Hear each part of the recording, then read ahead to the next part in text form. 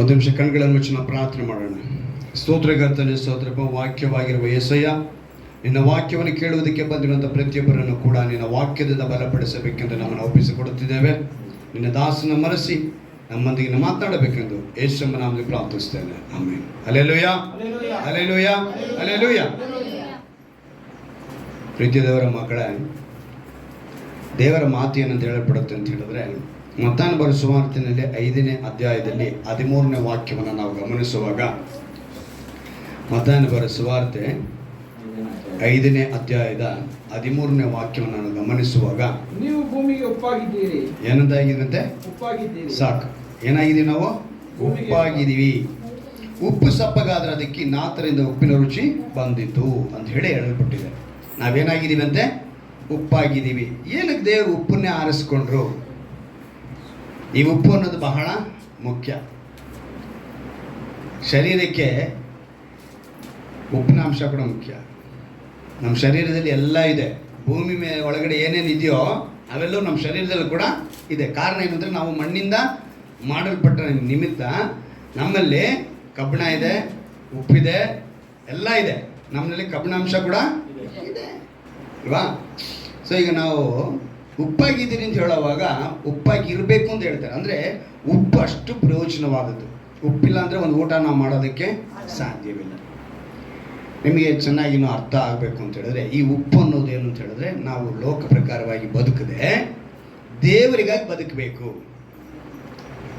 ಯಾರಿಗಾಗಿ ಬದುಕಬೇಕು? ಈ ಲೋಕ ಅನ್ನೋದು ನಿನ್ನಲ್ಲಿ ಬಂತು ಅಂದರೆ ಆ ಉಪ್ಪು ನಿನ್ನಲ್ಲಿ ಇರಲ್ಲ. ಅದಕ್ಕೆ ನೀವು ಉಪ್ಪಾಗಿದ್ದೀರಿ, ನೀವು ಉಪ್ಪಾಗಿ ಬದುಕಬೇಕು. ಒಬ್ಬ ವ್ಯಾಪಾರಿ, ಅವನು ಉಪ್ಪಿನ ವ್ಯಾಪಾರಿ. ಯಾರವನು? ಉಪ್ಪಿನ ವ್ಯಾಪಾರಿ. ಅವನು ಊರಿಗೆ, ನಿಮ್ಗೆ ಎಷ್ಟು ಜನ ಜ್ಞಾಪಕ ಇದೆಯಲ್ಲ ಗೊತ್ತಿಲ್ಲ, ಆದರೆ ನಮಗೆಲ್ಲ ಜ್ಞಾಪಕ ಇದೆ. ಕತ್ತಿನ ಮೇಲೆ ಏನು ಮಾಡ್ತಾರೆ?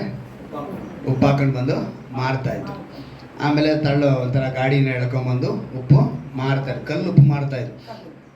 ಆ ರೀತಿಯೇ ಒಬ್ಬ ವ್ಯಾಪಾರಿ ಏನು ಮಾಡ್ದ? ಉಪ್ಪು ವ್ಯಾಪಾರ ಮಾಡೋಕ್ಕೆ ಬಂದ.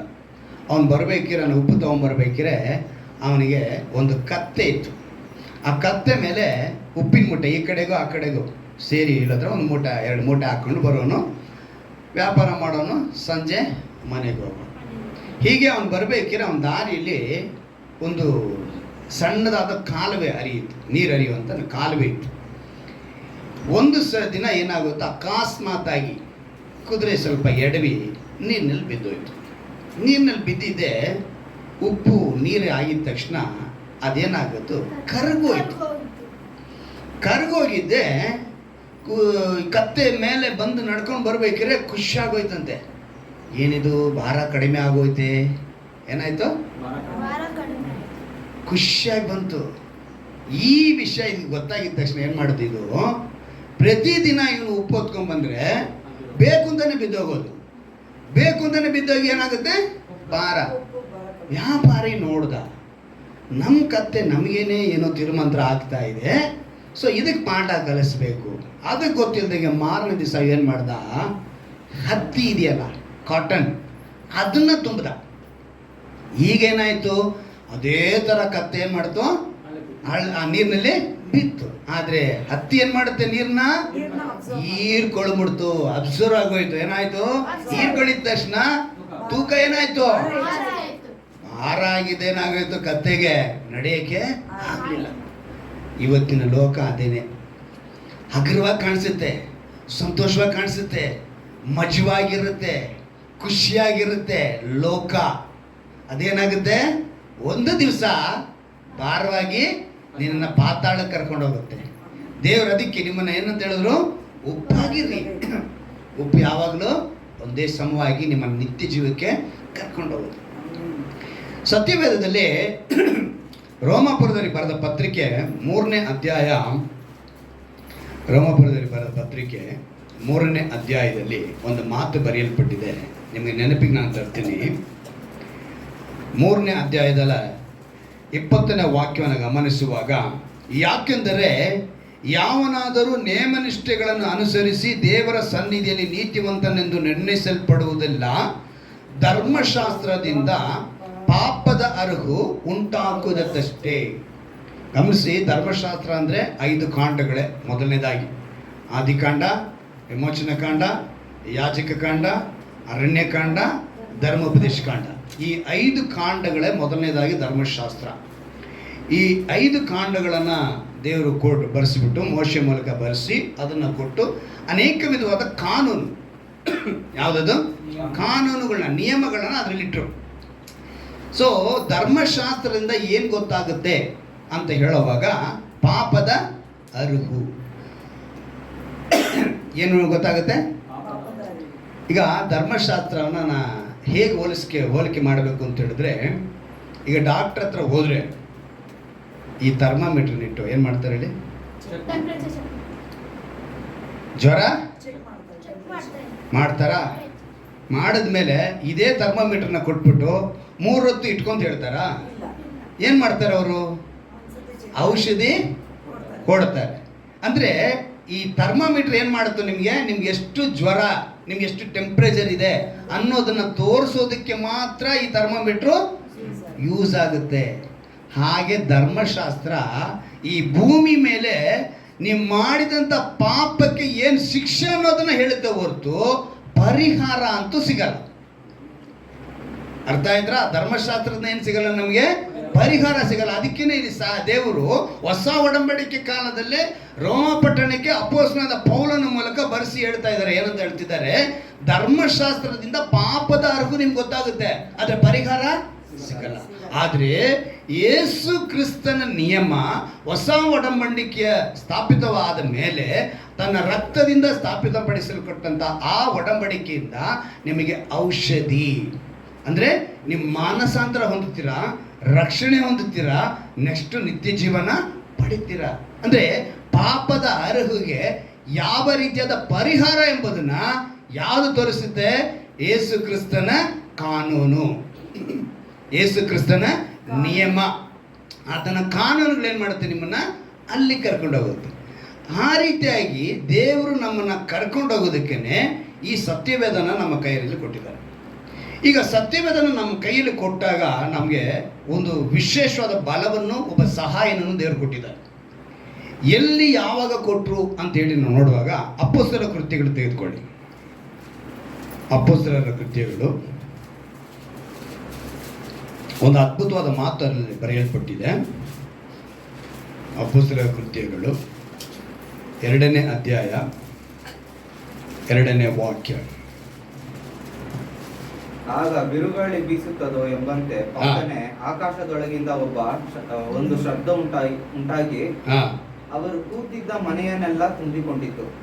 ಅದಲ್ಲದೆ ಉರಿಯುತ್ತಿದ್ದ ನಾಲಿಗೆಗಳು ವಿಂಗಡಿಸಿಕೊಳ್ಳುವ ಹಾಗೆ ಅವರಿಗೆ ಕಾಣಿಸಿ ಅವರಲ್ಲಿ ಒಬ್ಬೊಬ್ಬರ ಮೇಲೆ ಒಂದೊಂದಾಗಿ ಕೂತುಕೊಂಡವು. ಇಲ್ಲಿ ಚೆನ್ನಾಗಿ ಗಮನಿಸಿ, ಏನಂದ್ರೆ ಆಗ ಬಿರುಗಾಳಿ ಬೀಸುತ್ತದೋ ಎಂಬಂತೆ ಪಕ್ಕನೆ ಆಕಾಶದೊಳಗಿಂದ ಒಂದು ಶಬ್ದ ಉಂಟಾಗಿ ಅವರು ಕೂತಿದ್ದ ಮನೆಯನ್ನೆಲ್ಲ ತುಂಬಿಕೊಂಡಿತು.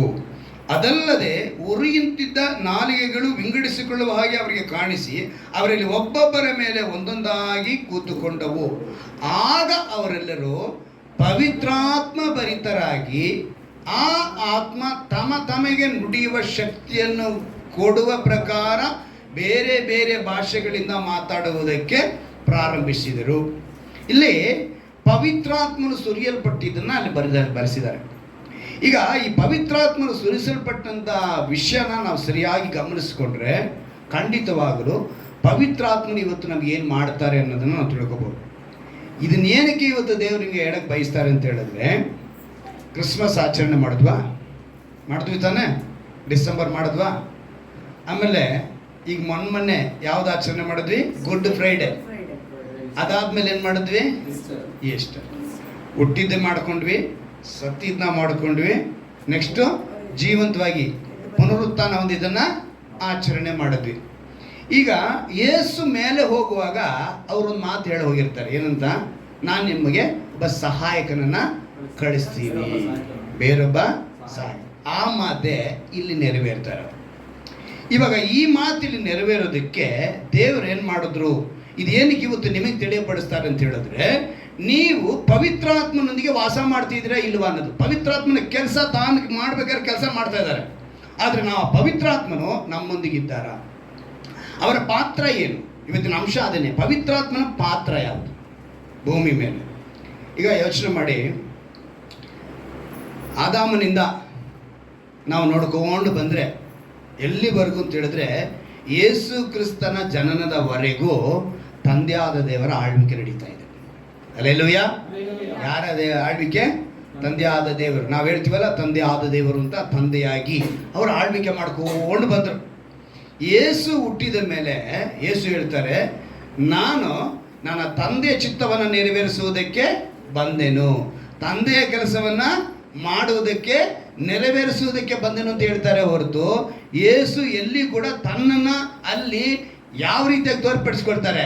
ಕುಮಾರನಾಗೆ ತೋರ್ಪಡಿಸ್ಕೊಳ್ತಾರೆ. ಯಾವಾಗ ಅವರು 33 ವರ್ಷಗಳ ಕಾಲ ಅವರು ಭೂಮಿ ಮೇಲೆ ಬದುಕಿ ನಮಗೋಸ್ಕರ ಕಲ್ವಾರಿ ಶಿಲುಬೆ ಜಡಿಯಲ್ಪಡ್ತಾರೋ, ಜಡಿಯಲ್ಪಡುವವರೆಗೂ ಅವ್ರು ಏನು ಹೇಳ್ತಾರೆ ಅಂದರೆ ತಂದೆಯ ಚಿತ್ತ, ತಂದೆಯ ಕೆಲಸ, ತಂದೆಗೆ ಏನು ಇಷ್ಟ ಇದೆಯೋ ಅದನ್ನೇ ನಾನು ನೆರವೇರಿಸೋದಕ್ಕೆ ಬಂದೆನು. ನನ್ನನ್ನು ನೋಡಿದವನು ತಂದೆನ ನೋಡ್ದಂಗೆ ಇರ್ತಾರೆ. ಎಲ್ಲವನ್ನ ತಂದೆ ತಂದೆ ತಂದೆ ಅಂತಾನೆ ಹೇಳ್ಕೊಂಬಂದು. ಆದರೆ ಹೋಗೋ ಸಮಯಕ್ಕೆ ಹೇಳ್ತಾರೆ, ನಾನು ಹೋಗಿ ನಿಮಗೆ ಬೇರೊಬ್ಬ ಸಹಾಯಕನನ್ನು. ಅಲ್ಲಿಗೆ ತಂದೆಯಾದ ದೇವರು ಇದ್ದಿದ್ದ ಕಾಲ ಒಂದು, ಕುಮಾರನಾಗಿ ಬದುಕಿದ ಕಾಲ ಸ್ವಲ್ಪ ಕಾಲನೇ. ನೋಡಿ, ಬರೀ 33 ವರ್ಷ 6 ತಿಂಗಳು ಅಷ್ಟೇ ಬದುಕಿದ್ದು ಯೇಸು ಕ್ರಿಸ್ತನು. ಆದರೆ ಆ 33 ವರ್ಷ 6 ತಿಂಗಳ ಆ ಒಂದು ಕಾಲದ ಒಂದು ಮಹಿಮೆ, ಅದೊಂದು ಯಾರು ವರ್ಣಿಸಕ್ಕಾಗೋದು ಅಂಥ ಒಂದು ಪವರ್ಫುಲ್ ಶಕ್ತಿ ಇರುವಂಥ ಕಾಲಗಳಾಗಿತ್ತು. ಅಲ್ಲಿ ಬದುಕಿ ಮುಗಿಸಿ ನೆಕ್ಸ್ಟ್ ಅವ್ರು ಏನು ಮಾಡಿದ್ರು? ಪವಿತ್ರಾತ್ಮನ. ಈಗ ಆ ಪವಿತ್ರಾತ್ಮನ ಸುರಿಸಲ್ಪಡುವಂಥ ದಿನವೇ ಈ ದಿವಸ. ಅಂದರೆ ಚೆನ್ನಾಗಿ ಗಮನಿಸಿ, ಈ ಕೂಡಿರೋ ಸಮಯ ಮೇಲ್ಗಡೆ ಯಾವತ್ತು ಅಂತ ಹೇಳಿ ಮೇಲ್ಗಡೆ ವಾಕ್ಯ ಬರೆಯಲ್ಪಟ್ಟಿದೆ, ಪಂಚಾಶತಮ ದಿನದ ಹಬ್ಬವು ಅಂತ ಬರೆಯಲ್ಪಟ್ಟಿದೆ. ಯಾರಿದು? ಪಂಚಾಶತಮ ದಿನದ. ಇದನ್ನು ನಾವು ಯಾವತ್ತೂ ಗಮನಿಸಲ್ಲ. ಯಾವ ಹಬ್ಬ ಅದು? ಪಂಚಾಶತಮ ಹಬ್ಬ. ಇಂಗ್ಲೀಷ್ನಲ್ಲಿ ಪೆಂಟೆಕೋಸ್ಟ್ ಅಂತಾರೆ. ಏನಂತ ಹೇಳ್ತಾರೆ? ಪೆಂಟೆಕೋಸ್ಟ್. ಅಂದರೆ ಇವತ್ತು ಈ ಪಂಚಾಶತಮ ಅನ್ನೋದು ನೀವು ಅರ್ಥ ಮಾಡ್ಕೋಬೇಕು. ಇಸ್ರಾಯೇಲರು ಆಚರಿಸಿದ 7 ಹಬ್ಬಗಳಿದೆ. 7 ಹಬ್ಬಗಳಲ್ಲಿ ಮೊದಲನೇ ಹಬ್ಬನೇ ಪಸ್ಕಾ ಹಬ್ಬ. ಆ ಪಸ್ಕಾ ಹಬ್ಬ ಯಾವುದು ಅಂತ ಹೇಳಿದ್ರೆ, ನಾನು ಲಾಸ್ಟ್ ಟೈಮ್ ಹೇಳಿದೆ ನಿಮಗೆ, ಪ್ಯಾಸ್ ಓವರ್ ಅಂತಾರೆ. ಎಂದು ಅವರು ಐಗುಪ್ತದಿಂದ ಬಿಡಿಸಿಕೊಂಡು ಬಂದಂಥ ಒಂದು ದಿನವನ್ನು ನೆನೆಸಿಕೊಳ್ಳಬೇಕು. ಆ ದಿನವನ್ನು ನೆನೆಸಿಕೊಳ್ಳುವುದಕ್ಕೆ ನೀವು ಒಂದು ಪಸ್ಕ ಆಚರಿಸಬೇಕು. ಅಂದರೆ ಪಸ್ಕ ಅಂದರೆ ಒಂದು ಕುರಿಮರಿ ಕೊಯ್ಯಲ್ಪಡಬೇಕು. 1 ವರ್ಷದ ಒಂದು ಕುರಿ ಕೊಯ್ಯಲ್ಪಡಬೇಕು. ಆ ಕೊಯ್ಯಲ್ಪಡುವ ದಿನವನ್ನು ಪಸ್ಕಾ ಹಬ್ಬ ಅಂತ ಹೇಳಿದ್ರು. ಆ ಪಸ್ಕಾ ಹಬ್ಬದ ಗುರುತೇ ಇವತ್ತು ಯೇಸು ಕ್ರಿಸ್ತನು ನಮಗೆ ಬಲಿಯಾದದ್ದು. ಹಲ್ಲೆಲೂಯ. ಎಲ್ಲ ಆ 7 ಹಬ್ಬಗಳು ಯೇಸು ಕ್ರಿಸ್ತನನ್ನು ಸೂಚಿಸುವಂಥ ಹಬ್ಬಗಳಾಗೇ ಇದ್ದವು. ಆದರೆ ಇವತ್ತು ಯಾವ ಕ್ರೈಸ್ತರು ಆ 7 ಹಬ್ಬಗಳನ್ನು ಆಚರಿಸಲ್ಲ. ನಾವೆಲ್ಲ ಆಚರಿಸುವಂಥದ್ದು ಯಾವುದು? ಕ್ರಿಸ್ಮಸ್ಸು, ಗುಡ್ ಫ್ರೈಡೇ, ಈಸ್ಟರ್, ಮಧ್ಯದಲ್ಲಿ ಒಂದು ನ್ಯೂ ಇಯರ್ ಆ್ಯಡ್ ಮಾಡ್ಕೊಂಡಿದ್ದೀವಿ ಅಲ್ವಾ? ಆದರೆ ಇವು ಯಾವುದೂ ನಮಗೆ ಸತ್ಯವೇದದಲ್ಲಿ ಬರೆಯಲ್ಪಟ್ಟಿಲ್ಲ. ದೇವರು ಹಬ್ಬಗಳನ್ನ ಮಾಡೋದಕ್ಕೆ ನಮ್ಮ ತಿಳುವಳಿಕೆಗೆ ಬಿಟ್ಟುಕೊಟ್ಟಿದ್ದಾರೆ. ನಾವು ಎಷ್ಟು ಮಾತ್ರ ಅವ್ರು ಹುಟ್ಟಿದ ನೆನೆಸಿ ಹಬ್ಬ ಮಾಡ್ಕೊಳ್ಳೋದು, ಅವ್ರ ಸತ್ತಿದ ನೆನೆಸಿ ಹಬ್ಬ ಮಾಡ್ಕೊಳ್ಳೋದು, ಅವ್ರ ಜೀವಂತವಾಗಿ ಎದ್ದಿದ್ದ ನೆನೆಸಿ ಹಬ್ಬ ಮಾಡ್ಕೊಳ್ಳೋದು, ಇವೆಲ್ಲವೂ ನಾವು ಮಾಡಿಕೊಂಡಿರೋಂಥ ಹಬ್ಬಗಳೇ ಹೊರತು ದೇವರು ಸತ್ಯವೇದದ ಪ್ರಕಾರ ಯಾವುದೇ ಹಬ್ಬ ಬರೆಸಿಲ್ಲ. ಅವ್ರು ಬರೆಸಿರೋದೆಲ್ಲ ಹಳೆ ಒಡಂಬಡಿಕೆಯಲ್ಲಿ ಇಸ್ರಾಯೇಲರು ಆಚರಿಸಬೇಕಾದ 7 ಹಬ್ಬಗಳು. ಈ 7 ಹಬ್ಬಗಳನ್ನ ನೀವು ಯಾಜಕ ಕಾಂಡ 23ನೇ ಅಧ್ಯಾಯದಲ್ಲಿ ಪೂರ್ತಿಯಾಗಿ 7 ಹಬ್ಬಗಳನ್ನ ನೋಡ್ಬೋದು. ಆ 7 ಹಬ್ಬಗಳ ಹೆಸರು ಮಾತ್ರ ನಾನು ಹೇಳ್ತೀನಿ. ಆ ಅಧ್ಯಾಯದಲ್ಲಿ ನೀವು ನೋಡ್ಬೋದು. ಅಧ್ಯಾಯಗಳಲ್ಲಿ ವಾಕ್ಯಗಳು: ಪಸ್ಕಾ ಹಬ್ಬ, ಹುಳಿಯಿಲ್ಲದ ರೊಟ್ಟಿಗಳ ಹಬ್ಬ, ಪ್ರಥಮ ಫಲದ ಸಿವುಡನ್ನು ನಿವಾಳಿಸುವ ಹಬ್ಬ. ನಿವಾಳಿಸುವ ಅಂದ್ರೇನು? ದೇವರ ಮುಂದೆ ಹಿಂಗೆ ತೋರಿಸ್ಬೇಕು ಒಂದು ಸಿವುಡನ್ನು, ಒಂದು ಫಲವನ್ನು, ಪ್ರಥಮ ಫಲ, ಚೊಚ್ಚಲ ಫಲ ಅಂತ ಹೇಳ್ತೀವಲ್ಲ, ಮೊದಲನೇ ಫಲವನ್ನು ನಾವೇನು ಮಾಡಬೇಕು? ದೇವರಿಗೆ ಅವರು ನಿವಾಳಿಸಬೇಕು. ಹೊಸ ಬೆಳೆಯ ನೈವೇದ್ಯ ಸಮರ್ಪಿಸುವ ಹಬ್ಬ, ತುತ್ತೂರಿಗಳ ಹಬ್ಬ, ಸರ್ವದೋಷ ಪರಿಹಾರಕ ಹಬ್ಬ, ಪರ್ಣಶಾಲೆಗಳ ಹಬ್ಬ. ಈ 7 ಹಬ್ಬಗಳು ಮಾತ್ರನೇ ಆ ದಿವಸದಲ್ಲಿ ಅವರು ಆಚರಣೆ ಮಾಡ್ತಾ ಇದ್ರು. ಈ 7 ಹಬ್ಬಗಳ ಮಧ್ಯದಲ್ಲೇ ಈ ಪಸ್ಕಾ ಹಬ್ಬ ಆಚರಿಸುವಂಥ ಮೊದಲನೇ ದಿವಸ ಆರಂಭಿಸಿ ಅಲ್ಲಿಂದ ಲೆಕ್ಕ ಬರುತ್ತೆ. ಇಲ್ಲಿ ಪಂಚಶತಮ ಅಂದರೆ ನೀವು ಅರ್ಥ ಮಾಡ್ಕೊಳ್ಬೇಕು, 50ನೇ ದಿನ. ಎಷ್ಟನೇ ದಿನ? 50ನೇ ದಿನ.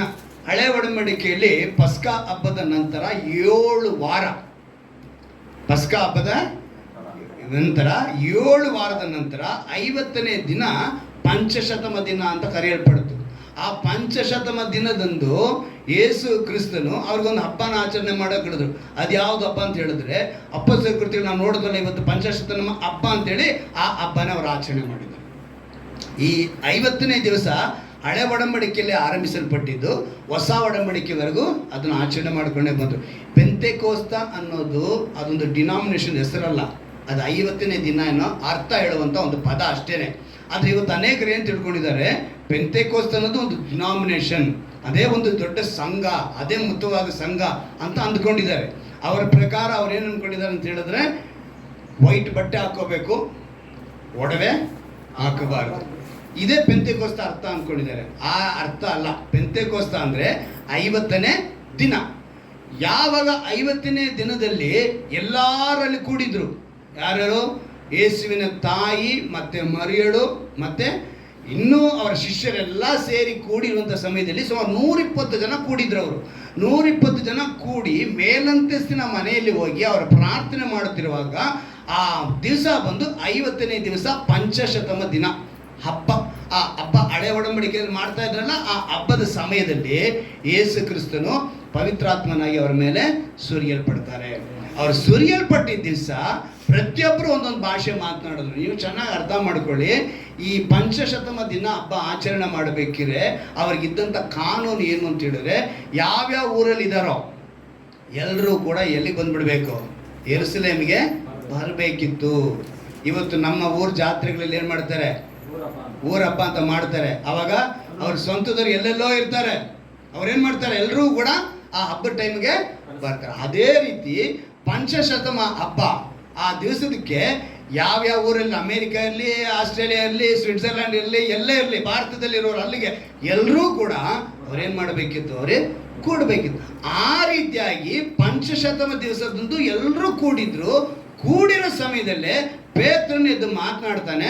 ಮಾತನಾಡಿದ ಕೂಡಲೇ 3,000 ಜನ ಯೇಸುವನ್ನ ಸ್ವೀಕರಿಸ್ತಾರೆ. ಸೊ ಪಂಚಶತಮ ದಿವಸದಂದು ಆ ಕಾಲದಲ್ಲಿ ಒಂದು ದೊಡ್ಡ ವಿಷಯ ಅಲ್ಲಿ ನಡೀತು. ಒಂದು ಬಾರಿ ಈ ಪವಿತ್ರಾತ್ಮನ ಕೆಲಸವನ್ನು ನೀವು ಚೆನ್ನಾಗಿ ಅರ್ಥ. ಆ ಕಾಲದಲ್ಲಿ ಪೇತ್ರನ ಮಾತಿಗೆ ಸುಮಾರು 3,000 ಜನ ಏನು ಮಾಡಿದ್ರು? ದೀಕ್ಷಾ ಸ್ನಾನ ಪಡೆದುಕೊಂಡ್ರು. ಅಂದರೆ 7 ಹಬ್ಬಗಳಲ್ಲಿ ಒಂದು ಹಬ್ಬವಾದಂಥ 50ನೇ ದಿನದ ಹಬ್ಬ. ಅಂದರೆ ಇವತ್ತು ನಮ್ಮ ಬದುಕಿನಲ್ಲಿ ಏನು ತಿಳ್ಕೊಂಡಿದ್ದೀವಿ? ಪವಿತ್ರಾತ್ಮನು ನಮ್ಮೊಂದಿಗೆ ವಾಸ ಮಾಡಬೇಕು. ಆತ ನಮ್ಮೊಂದಿಗೆ ವಾಸ ಮಾಡುವುದಕ್ಕಾಗಿ ಅವತ್ತಿನ ದಿವಸದಲ್ಲಿ 10 ಆಜ್ಞೆಗಳನ್ನ ಕೊಟ್ಟರು. ಅವರು 10 ಆಜ್ಞೆಗಳು ಕೊಟ್ಟಾಗ ಅದನ್ನು ತೋರ ಅಂತ ಹೇಳಿದ್ರು. ಈ 3 ಹಬ್ಬಗಳು, ಪಸ್ಕ ಹಬ್ಬ, ಉಳಿಯಿಲ್ಲದ್ರ ಹಬ್ಬ, ಪ್ರಥಮ ಫಲ ಶಿವುಡ ಹಬ್ಬ, ಈ 3 ಹಬ್ಬನ ಊರೆಲ್ಲರೂ ಸೇರಿ ಮಾಡ್ದಂಗೆ ಆ ಜನ ಎಲ್ಲ ಸೇರಿದ್ರು. ಆ ಸೇರಿದ ಸಮಯದಲ್ಲಿ ಅವರು ದೇವರು ಏನು ಮಾಡಿದ್ರು? ಅವರೊಂದಿಗೆ ಮಾತನಾಡಿದ್ರು. ಪವಿತ್ರಾತ್ಮನು ಸುರಿಸಲ್ಪಟ್ಟ ನಿಮಿತ್ತ ಅವ್ರೇನು ಹೇಳಿತು? ಒಂದು ವಿಶೇಷ ದಿನ ಅವರು ಕಂಡುಕೊಂಡ್ರು. ನಾವು ಈ ದಿವಸದಲ್ಲಿ ಗಮನಿಸಬೇಕಾಗಿದೆ ಏನಂತ ಹೇಳಿದ್ರೆ, ಆ ಮೊದಲನೇ ವಾಕ್ಯ ಇನ್ನೊಂದ್ಸಲಿ ಓದಿ. ಅಪೊಸ್ತಲರ ಕೃತ್ಯಗಳು 2ನೇ ಅಧ್ಯಾಯ 1ನೇ ವಾಕ್ಯ. ಪಂಚಶತಮ ದಿನದ ಹಬ್ಬವು ಬಂದಿರಲಾಗಿ ಅವರೆಲ್ಲರೂ ಏಕ ಮನಸ್ಸಿನಿಂದ ಒಂದೇ ಸ್ಥಳದಲ್ಲಿ ಕೂಡಿದ್ದರು. ಒಂದೇ ಸ್ಥಳದಲ್ಲಿ ಅವ್ರು ಏನ್ ಮಾಡಿದ್ರು? ಕೂಡಿದ್ರು. ಅಂದ್ರೆ ಯೇಸು ಸ್ಥಳದಲ್ಲಿ ಎಲ್ಲರ ಮಧ್ಯದಲ್ಲಿ 50ನೇ ದಿವಸ ಅವರಿಗೆ ಕಾಣಿಸ್ಕೊಂಡವರಾಗಿ ಅವರಿಗೆ ಪವಿತ್ರಾತ್ಮ ಅವ್ರ ಮೇಲೆ ಸುರಿಯಲ್ಪಟ್ಟಾಗ ದೊಡ್ಡದಾಗಿ, ನೀವು ಶಿಲುಬೆ ಮೇಲೆ ಒಂದು ಮಾತನ್ನು ಕಂಡಿರ್ತೀರ. ಅವ್ರು ಹೇಳ್ತಾರೆ, ಅವರು ಎಲ್ಲ ತೀರಿತು ಅಂದರೆ ಈ ಲೋಕದ ಕಾರ್ಯಗಳೆಲ್ಲ ಮುಗಿಸಿ ಅವ್ರು ಹೋದ್ಮೇಲೆ ತಂದೆಯಾದ ದೇವರು, ಕುಮಾರನಾದ ಯೇಸು ಕ್ರಿಸ್ತನು ಇಬ್ಬರು ಸೇರಿ ಪವಿತ್ರಾತ್ಮನನ್ನ ಭೂಮಿಗೆ ಕಳಿಸೋದಕ್ಕೆ ಹೆಚ್ಚು. ಆ ಪವಿತ್ರಾತ್ಮನು ಬಂದು ಇಳಿದಾಗಲೇ ಇಲ್ಲಿ 3,000 ಜನ ಆ ದಿವಸದಲ್ಲಿ ಏನು ಮಾಡಿದ್ರು? ದೀಕ್ಷಾ ಸ್ನಾನನ ಹೊಂದಿಕೊಂಡ್ರು. ನಾವು ಈ ದಿವಸದಲ್ಲಿ ಆ ರೀತಿಯಾಗಿ ಯಾರ್ಯಾರು ಅಲ್ಲಿ ಕೂಡಿದ್ರು ಎಲ್ಲರೂ ಕೂಡ ಬೇರೆ ಬೇರೆ ಭಾಷೆ, ಅಂದರೆ ಬೇರೆ ಬೇರೆ ಊರಿಂದ ಎಲ್ಲ ಬಂದಿದ್ರು, ಬೇರೆ ಬೇರೆ ಜನಾಂಗಗಳು ಬಂದಿದ್ರು. ಆವಾಗ ಏನು ಹೇಳ್ತಾರೆ? ಒಂದೊಂದಾಗಿ ಕೂತುಕೊಂಡವು. ಆಗ ಅವರೆಲ್ಲರೂ ಪವಿತ್ರಾತ್ಮ ಭರಿತರಾಗಿ ಆ ಆತ್ಮ ತಮಗೆ ನುಡಿಯುವ ಶಕ್ತಿಯನ್ನು ಕೊಡೋ ಪ್ರಕಾರ ಬೇರೆ ಬೇರೆ ಭಾಷೆಗಳಿಂದ ಅವ್ರೇನು ಮಾಡಿದ್ರು? ಮಾತನಾಡಿದ್ರು. ಆಗಲೇ ಅನ್ಯ ಭಾಷೆ ಅನ್ನೋದು ಅಂದರೆ ಇವತ್ತು ಕನ್ನಡ ಮಾತನಾಡೋರು, ತೆಲುಗು ಮಾತನಾಡೋರು, ತಮಿಳು ಮಾತಾಡೋರು, ಹಿಂದಿ ಮಾತಾಡೋರು ಆ ಸಮಯದಲ್ಲಿ ಇದ್ದಂಗೆ ಲೆಕ್ಕ. ಎಲ್ರಿಗೂ ಏನಾಗೋಯ್ತು? ಪೇತ್ರನು ತನ್ನ ಭಾಷೆಯಲ್ಲಿ ಮಾತನಾಡಿದ್ರೆ ಅವರೆಲ್ಲರಿಗೂ ಅವರವರ ಭಾಷೆಯಲ್ಲಿ ಅರ್ಥ ಆಯಿತು. ಇದೇ ಅವತ್ತಿನ ದಿವಸ ನಡೆದಂಥ ಅನ್ಯ ಭಾಷೆಯ ಒಂದು ಸುರಿಸುವಿಕೆ. ಆ ರೀತಿಯಾಗಿ ಪವಿತ್ರಾತ್ಮನು ಬರೀ ಆವತ್ತಿನ ದಿವಸ ಈ ಹೊಸ ಒಡಂಬಡಿಕೆ ಕಾಲಕ್ಕೆ ಮಾತ್ರ ಇದ್ನ ಅಂತೇಳಿ ಅಂದ್ಕೋಬಾರ್ದು. ಹಳೆ ಒಡಂಬಡಿಕೆ ಕಾಲದಲ್ಲೂ ಕೂಡ ಪವಿತ್ರಾತ್ಮನ ಕೆಲಸ ಏನಂದ್ರೆ ಬರ್ತಾ ಇದ್ರು, ಏನು ವಿಷಯ ಇದೆಯೋ ಅದನ್ನು ತಿಳಿಸ್ತಾ ಇದ್ರು, ಮತ್ತೆ ಹೋಗ್ತಾ ಇದ್ರು. ಅಂದರೆ ಕಮ್ ಅಂಡ್ ಗೋ ಅವರು ಸೇವೆ ಮಾಡ್ತಾ ಇದ್ರು, ಬರೋದು ಹೋಗೋದು. ಅಂದರೆ ದೇವರು ಒಬ್ಬನೇ, ತಂದೆಯಾಗಿರ್ತಾನೆ, ಕುಮಾರನಾಗಿರ್ತಾನೆ, ಪವಿತ್ರಾತ್ಮನಾಗಿರ್ತಾನೆ. ತಂದೆ ಇದ್ದ ಕಾಲ ಒಂದು ಹೇಳಿದೆ ನಿಮಗೆ, ಕುಮಾರನ ಕಾಲ ನಾವು ತಿಳ್ಕೊಂಡ್ವಿ. ಈಗ ಪವಿತ್ರಾತ್ಮನು ನಮ್ಮ ಮಧ್ಯದಲ್ಲಿ ವಾಸ ಮಾಡುವಂಥ ಕಾಲವಾಗಿದೆ.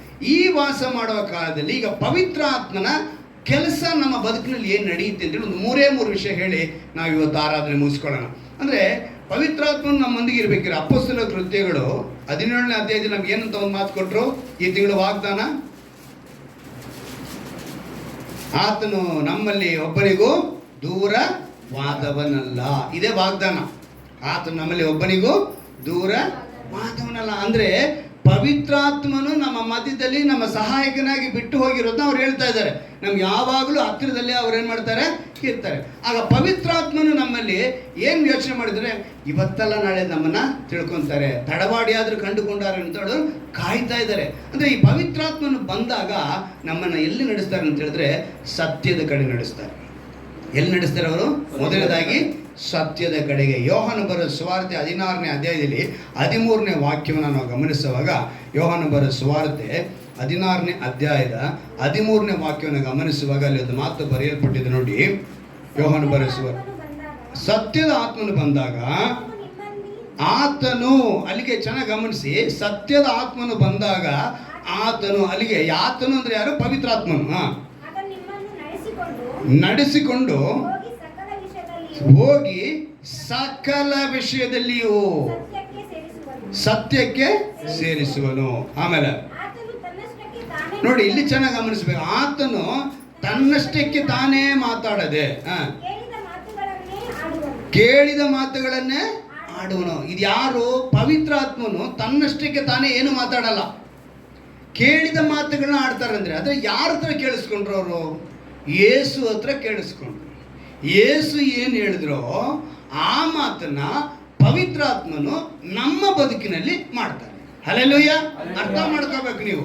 ಅದಕ್ಕೇನೆ ಅಲ್ಲಿಗೆ ಸ್ಪಷ್ಟವಾಗಿ ಹೇಳ್ತಾರೆ, ಸತ್ಯದ ಆತ್ಮನು ಬಂದಾಗ ಆತನು ನಿಮ್ಮನ್ನು ನಡೆಸಿ. ಮೊದಲನೇದಾಗಿ ನಿಮ್ಮ ನಡೆಸೋರು ಯಾರು? ಪವಿತ್ರಾತ್ಮನು ನಡೆಸ್ತಾರೆ. ಎರಡನೇದಾಗಿ ಹೇಳ್ತಾರೆ, ಸಕಲ ವಿಷಯದಲ್ಲಿ, ಪಾರ್ಟ್ ಆಗಿ ಮಾಡಲ್ಲ, ಎಲ್ಲ ವಿಷಯದಲ್ಲೂ ನಿಮ್ಮನ್ನೇನು ಮಾಡ್ತಾರೆ ಅವರು? ಸತ್ಯದಲ್ಲೇ ನಡೆಸ್ತಾರೆ. ಇವತ್ತು ಪವಿತ್ರಾತ್ಮನು ನಮ್ಮಲ್ಲಿ ಇದ್ದಾನೆ ಅಂತ ಹೇಳಿಕೊಂಡು ತುಂಬಾ ಜನ ತಪ್ಪು ದಾರಿ ನಡೀತಾ ಇದ್ದಾರೆ, ತಪ್ಪಾದ ಬೋಧನೆಗಳನ್ನ ಮಾಡ್ತಾ ಇದ್ದಾರೆ, ತಪ್ಪಾದ ವಿಷಯಗಳನ್ನ ತಿಳಿಸ್ತಾ ಇದ್ದಾರೆ. ಆದರೆ ಇಲ್ಲಿ ಹೇಳಲ್ಪಟ್ಟಿದೆ, ಸತ್ಯದ ಆತ್ಮನು ಸಕಲ ವಿಷಯದಲ್ಲಿ ನಿಮ್ಮನ್ನೇನು ಮಾಡ್ತಾನೆ?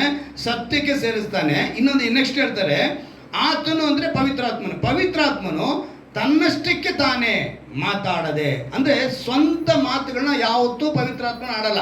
ಪವಿತ್ರಾತ್ಮನ ಆಡೋ ಮಾತಲ್ಲ, ಯೇಸು ಕ್ರಿಸ್ತನ ಮಾತುಗಳನ್ನ, ಯೇಸು ಕ್ರಿಸ್ತನ ಮಾತುಗಳನ್ನ ಆಡಿ ನಮ್ಮನ್ನ ಮುಂದಾಗುವ ಸಂಗತಿಗಳನ್ನ ನಿಮಗೆ ತಿಳಿಯಪಡಿಸುವನು. ಹಲ್ಲೆಲೂಯಾ. ನಮ್ಮಲ್ಲಿ ಒಬ್ಬರಿಗೂ ದೂರವಾದಂಥ ಮಾತು ಕೊಟ್ಟಿದ್ದು ಅದಕ್ಕೇನೆ. 16ನೇ ಅಧ್ಯಾಯದ 14ನೇ ವಾಕ್ಯ ಹೇಳಲ್ಪಟ್ಟಿದೆ ನೋಡಿ. ಆತನು ನನ್ನದರೊಳಗಿಂದ ತೆಗೆದುಕೊಂಡು ನಿಮಗೆ ತಿಳಿಸುತ್ತಾ ನನ್ನನ್ನೇ ಮಹಿಮೆ ಪಡಿಸುವನು. ಹೇಗೆ ಹೇಳ್ತಿದ್ದ ನೋಡಿ ಯೇಸು ಕ್ರಿಸ್ತನು, ಆತನು ನನ್ನದರೊಳಗಿಂದ ಅಂದರೆ ಯೇಸುವಿನ ಒಳಗಿಂದ ತೆಗೆದುಕೊಂಡು ನಿಮಗೆ ತಿಳಿಸಿ ಯೇಸುವನ್ನೇ ಮಹಿಮೆ ಪಡಿಸ್ತಾರೆ. ಪವಿತ್ರಾತ್ಮನ ಅದೇ ಮಾಡುವಂಥ ಕೆಲಸ. ಪವಿತ್ರಾತ್ಮ ಮಾಡುವ ಕೆಲಸ ಇಡೀ ಭೂಮಿಯಲ್ಲಿ ಅನೇಕರು ಬೇರೆ ಬೇರೆ ರೀತಿಯಲ್ಲಿ ಹೇಳ್ತಿದ್ದಾರೆ. ಆದರೆ ಯೇಸು ಏನು ಹೇಳಿದ್ರೋ ಅದನ್ನೇ ಅವರು ಮಾಡ್ತಾರೆ. ಯೇಸು ಕ್ರಿಸ್ತನು ನನ್ನದೊಳಗಿಂದ ಅಂತ ಹೇಳುವಾಗ 1 ಕೊರಿಂಥದವರಿಗೆ 2ನೇ ಅಧ್ಯಾಯ 10ನೇ ವಾಕ್ಯವನ್ನು ಗಮನಿಸುವಾಗ, 1 ಕೊರಿಂಥದವರಿಗೆ 2ನೇ ಅಧ್ಯಾಯ 10ನೇ ವಾಕ್ಯ, ನಮಗಾದರೂ ದೇವರು ಆತ್ಮನ ಮೂಲಕ ಅದನ್ನು ಪ್ರಕಟಿಸಿದನು. ಆ ಆತ್ಮನು ಎಲ್ಲ ವಿಷಯಗಳನ್ನು ದೇವರ ಅಗಾಧವಾದ ವಿಷಯಗಳನ್ನು ಕೂಡ ಪರಿಶೋಧಿಸುವನಾಗಿದ್ದಾನೆ. ಇಲ್ಲಿ 3 ಜನನು ಇದ್ದಾರೆ. ತಂದೆಯಾದ ದೇವರಿದ್ದಾರೆ, ಕುಮಾರನು ಇದ್ದಾರೆ, ಪವಿತ್ರಾತ್ಮನು ಇದ್ದಾರೆ. ನಮಗಾದರೋ ಅಂತ ಹೇಳುವಾಗ ದೇವರು ಮೊದಲನಾಗಿ ತಂದೆಯಾದವರು ತನ್ನ ಆತ್ಮ ಅಂದಾಗ ಪರಿಶುದ್ಧಾತ್ಮನು ಅದನ್ನು ಪ್ರಕಟಿಸನು. ಆತ್ಮನ ಎಲ್ಲ ವಿಷಯಗಳಲ್ಲಿ ದೇವರ ಅಗಾಧವಾದ, ದೇವರು ನಮಗೆ ಎಲ್ಲ ವಿಷಯಗಳನ್ನು ನಮಗೆ ತಿಳಿಸುವರಾಗಿ ಇದ್ದಾರೆ. ಕೆಲವು ಸಮಯ ನೀವು ಹೇಳ್ತೀರ ನನಗೆ ವಾಕ್ಯನೇ ಅರ್ಥ ಆಗ್ತಿಲ್ಲ ಅನ್ನೋ ಕಾರಣ ಏನು? ಪವಿತ್ರಾತ್ಮನು ನಿಮ್ಮೊಳಗೆ ವಾಸ ಮಾಡ್ತಿಲ್ಲ. ಪವಿತ್ರಾತ್ಮನೆ ಒಳಗೆ ಬಂದ್ಬಿಟ್ರೆ ಖಂಡಿತವಾಗಲೂ ವಾಸ ಮಾಡೋದಕ್ಕೆ ಸಾಧ್ಯವಾಗುತ್ತೆ. ಮೊದಲನೇ ವಾಕ್ಯ ನನಗೆ ಗಮನದಲ್ಲಿ ಇಟ್ಕೊಳ್ಳಿ. 2ನೇ ಅಧ್ಯಾಯದ 1ನೇ ವಾಕ್ಯನ ಓದ್ತೀನಿ, ಗಮನ ಇಟ್ಕೊಳ್ಳಿ. ಸಹೋದರರೇ, ನಾನಂತೂ ದೇವರು ಹೇಳಿಕೊಟ್ಟ ಮಾತನ್ನು ತಿಳಿಸುವನಾಗಿ ನಿಮ್ಮ ಬಳಿಗೆ ಬಂದಾಗ ವಾಕ್ತಾಚುರ್ಯದಿಂದಾಗಲಿ ಜ್ಞಾನಡಂಬರದಿಂದಾಗಲಿ ಬರಲಿಲ್ಲ. ನಾನು ಶಿಲುಬೆಗೆ ಹಾಕಲ್ಪಟ್ಟವನಾದ ಯೇಸು ಕ್ರಿಸ್ತನೇ ಹೊರತು ಬೇರೆ ಯಾವುದನ್ನೂ ತಿಳಿದವನಾಗಿ ನಿಮ್ಮಲ್ಲಿ ಇರುವನೆಂದು ತೀರ್ಮಾನಿಸಿಕೊಂಡೆನು. ಪೌಲನು ಹೇಳ್ತಾನೆ, ನನ್ನ ಬಲದಿಂದ, ನನ್ನ ವಾಕ್ಯದಿಂದ, ನನ್ನ ಜ್ಞಾನದಿಂದ ನಾನು ಯಾವುದನ್ನು ನಿಮ್ಗೆ ಹೇಳಿಲ್ಲಪ್ಪ, ಎಲ್ಲ ಯೇಸು ಹೇಳಿದ್ನೇ ನಿಮ್ಗೆ ಹೇಳ್ತೀನಿ ಅಂತೇಳಿ ಪೌಲನು ಕೂಡ ಅಲ್ಲಿ ತನ್ನನ್ನು ಸಮರ್ಪಿಸಿಕೊಳ್ತಾನೆ. ಇವತ್ತು ನಾವು ತಿಳ್ಕೋಬೇಕಾಗಿರೋದು, ಪವಿತ್ರ ಆತ್ಮನು ನಮ್ಮ ಮಧ್ಯದಲ್ಲಿ ವಾಗ್ದಾನ ಎಂದು ಹೇಳ್ಬಿಟ್ಟಿದೆ. ಆತ ನಮ್ಮಲ್ಲಿ ಯಾರಿಗೂ ದೂರವಾದವನಲ್ಲ, ಹತ್ತಿರದಲ್ಲಿದ್ದಾನೆ. ನಾವು ಈ ಭೂಮಿ ಮೇಲೆ ನಾವು ಏನಾಗಿರ್ಬೇಕು? ಉಪ್ಪಾಗಿರ್ಬೇಕು ಅಂದರೆ ಲೋಕ ಅನ್ನೋದು ನಮ್ಮ ಮೇಲೆ ಬರಬಾರ್ದು. ಲೋಕ ಬಂತು ಅಂದರೆ ನಾವು ಭಾರ ಹೊತ್ಕೊಳ್ತೀವಿ, ಅಂದರೆ ಕಷ್ಟನ ಹೊತ್ಕೊಳ್ತೀವಿ, ಶೋಧನೆನ ಹೊತ್ಕೊಳ್ತೀವಿ, ಸಂಕಟನ ಹೊತ್ಕೊಳ್ತೀವಿ. ನಾವೇನು ಮಾಡ್ತೀವಿ? ಲೋಕ ನೋಡಿದ ತಕ್ಷಣ ಹಗುರವಾಗಿದೆ, ತುಂಬ ಚೆನ್ನಾಗಿದೆ ಅಂತೇಳಿ ಲೋಕಕ್ಕೆ ಹೋಗ್ತೀವಿ. ದೇವರು ಅದಕ್ಕೆ ಎಚ್ಚರಿಕೆ ಪಡಿಸಿ ನಾವು ಒಬ್ಬ ಸಹಾಯಕನನ್ನು ಬಿಟ್ಟು ಹೋದ್ರು, ಆ ಸಹಾಯಕನು ನಮ್ಮನ್ನು ಸಕಲ ವಿಷಯದಲ್ಲಿ ಏನು ಮಾಡ್ತಾರೆ? ಸತ್ಯದ ಕಡೆ ನಡೆಸ್ಕೊಂಡು ಹೋಗ್ತಾರೆ. ಈ ವಿಷಯ ಕೇಳಿಸ್ಕೋಬಾರ್ದು ಅಂತ ಹೇಳ್ತಾರೆ, ಈ ವಿಷಯ ನೋಡಬಾರ್ದು ಅಂತ ಹೇಳ್ತಾರೆ. ಇದು ನಿನಗೆ ಮೊಬೈಲ್ ನಾವು ನೋಡಬೇಕಿದ್ರೆ ನಮಗೆ ಖಂಡಿತವಾಗ್ಲೂ ಅಡ್ವರ್ಟೈಸ್ಗಳು ಸಿಕ್ಕಾಪಟ್ಟೆ ಬರುತ್ತೆ. ನಾವು ದೇವ್ರ ವಾಕ್ಯ ಕೇಳೋದಕ್ಕೆ ತೆಗಿತೀವಿ, ಆದರೆ ಅಲ್ಲಿ ಬೇರೆ ಅಡ್ವರ್ಟೈಸು ಬರುತ್ತೆ. ಒಂದು ಸೀರಿಯಲ್ ಬರ್ಬೋದು, ಒಂದು ಅಶ್ಲೀಲ ಚಿತ್ರ ಬರ್ಬೋದು. ನಾವೇನು ಮಾಡ್ಬೇಕು? ಅದನ್ನು ಅಲ್ಲಿ ಒಂದು ಆಪ್ಷನ್ ಕೊಡುತ್ತೆ, ಸ್ಕಿಪ್. ಅದು ಮಾಡಲಿಲ್ಲ ಅಂತ ಹೇಳಿದ್ರೆ ಅರ್ಥ ಏನು? ನಾವು ಅದಕ್ಕೆ ದಾರಿ ಕೊಡ್ತಾ ಇದ್ದೀವಿ ಅಂತ ಅರ್ಥ. ಅಂದರೆ ನಾವು ಇವತ್ತು ಪವಿತ್ರಾತ್ಮ ನಿನ್ನೊಳಗಿದ್ರೆ ಸ್ಕಿಪ್ ಮಾಡು ಅಂತ ಹೇಳ್ತಾರೆ. ನೀನು ಸ್ಕಿಪ್ ಮಾಡಲೇಬೇಕು. ಯಾಕಂದರೆ ನೀನು ಇರೋದೇ ಎಲ್ಲಿ? ಪಾಪದ ಲೋಕದಲ್ಲಿ. ನಿನ್ನ ಸುತ್ತಲೂ ಅದು ಇರ್ತವೆ, ಆದರೆ ನೀನೇನು ಮಾಡಬೇಕು? ಆ ಪವಿತ್ರಾತ್ಮನ ಸಹಾಯದಿಂದ. ಅದಕ್ಕೇ ಸಕಲ ವಿಷಯದಲ್ಲೇ ಏನು ಮಾಡ್ತಾರೆ? ನಮ್ಮನ್ನು ನಡೆಸ್ಕೊಂಡು ಧರ್ಮಶಾಸ್ತ್ರ ನಾವು ಯಾವಾಗಲೂ ನಮ್ಮ ಏನು ಮಾಡುತ್ತೆ? ಪಾಪದ ಅರ್ಹನ ಮಾತ್ರ ನುಡಿಸೋದು. ಅದು ಯಾವತ್ತೂ ಪರಿಹಾರ ಕಂಡುಕೊಳ್ಳೋದಕ್ಕೆ ಸಾಧ್ಯ ಇಲ್ಲ. ಪಾಪದ ನಮಗೆ ಹೋಗ್ಬೇಕು ಅಂತ ಹೇಳಿದ್ರೆ ನಾವೇನು ಮಾಡಬೇಕು? ನಿಮ್ಗೆಲ್ರಿಗೂ ಗೊತ್ತು, ಟೀಚರ್ಸ್ ಡೇ ಅಂತ ಒಂದು ಆಚರಣೆ ಮಾಡ್ತಿದ್ವಿ. ಎಷ್ಟು ಜನ ಗೊತ್ತದು? Teachers day. ಸರಿ, ಯಾರ ಹೆಸರಿನಲ್ಲಿ ಆ ಟೀಚರ್ಸ್ ಡೇ ಮಾಡ್ತಿದ್ರು? ಸರ್ವೇಪಲ್ಲಿ. ಸೊ ಸರ್ವೇಪಲ್ಲಿ ರಾಧಾಕೃಷ್ಣಂದು ಏನು ದಿವಸ ಅದು? ಓಕೆ, ಪರವಾಗಿಲ್ಲ, ಸ್ವಲ್ಪ ಎಲ್ಲ ಇದೆ ಅಲ್ವಾ? ಅವರ ಬಳಿ ಒಬ್ಬ ವ್ಯಕ್ತಿ ಹೋಗ್ತಾನೆ. ಹೋಗಿ ಅವನು ಹೇಳ್ತಾನೆ, ಸರ್, ನಾನು ದೇವ್ರನ್ನ ಕಂಡುಕೊಳ್ಬೇಕು, ನಿಜ ದೇವ್ರನ್ನ ಕಂಡುಕೊಳ್ಬೇಕು. ಅವರೇನು ಮಾಡಿದ್ರು? ಸರ್ವೇಪಲ್ಲಿ ರಾಧಾಕೃಷ್ಣಕ್ಕೆ ಇನ್ನೊಂದು ಹೆಸರಿದೆ, ಪುಸ್ತಕದ ಭಂಡಾರ ಅಂತೇಳಿ. ಏನವರು? ಪುಸ್ತಕದ ಭಂಡಾರ. ದೊಡ್ಡ ಲೈಬ್ರರಿ ಇದ್ದಂಗೆ ಅವ್ರಿಗೆ ಯಾವಾಗಲೂ ಓದೋದೇ ಅವ್ರ ಕೆಲಸ. ಅದಕ್ಕೆ ಅವ್ರ ವಿದ್ಯೆಗೆ ತಕ್ಕನಾಗಿ ಅವ್ರಿಗೆ ಆ ದಿವಸ ನೆನೆಸಿ ನಾವು ಇದು ಟೀಚರ್ಸ್ ಎಂದು ಆಚರಣೆ ಮಾಡಿದ ಕಾರಣ ಏನು? ಅದಕ್ಕೇನೆ ಪುಸ್ತಕದ ಭಂಡಾರ. ಅವ್ರ ಹತ್ರ ಹೋಗಿ ಕೇಳಿದ ತಕ್ಷಣ ಅವರು ಒಂದು ಬುಕ್ ತೊಗೊಂಬಂದು ಕೊಟ್ಟರು. ಹೆಸರು ಹೇಳೋದು ಬೇಡ, ಅದನ್ನು ಕೊಟ್ಬಿಟ್ಟು ಅವ್ರು ಹೇಳ್ತಾರೆ, ಇದು ಹೋಗಿ ಓದು ಅಂತ.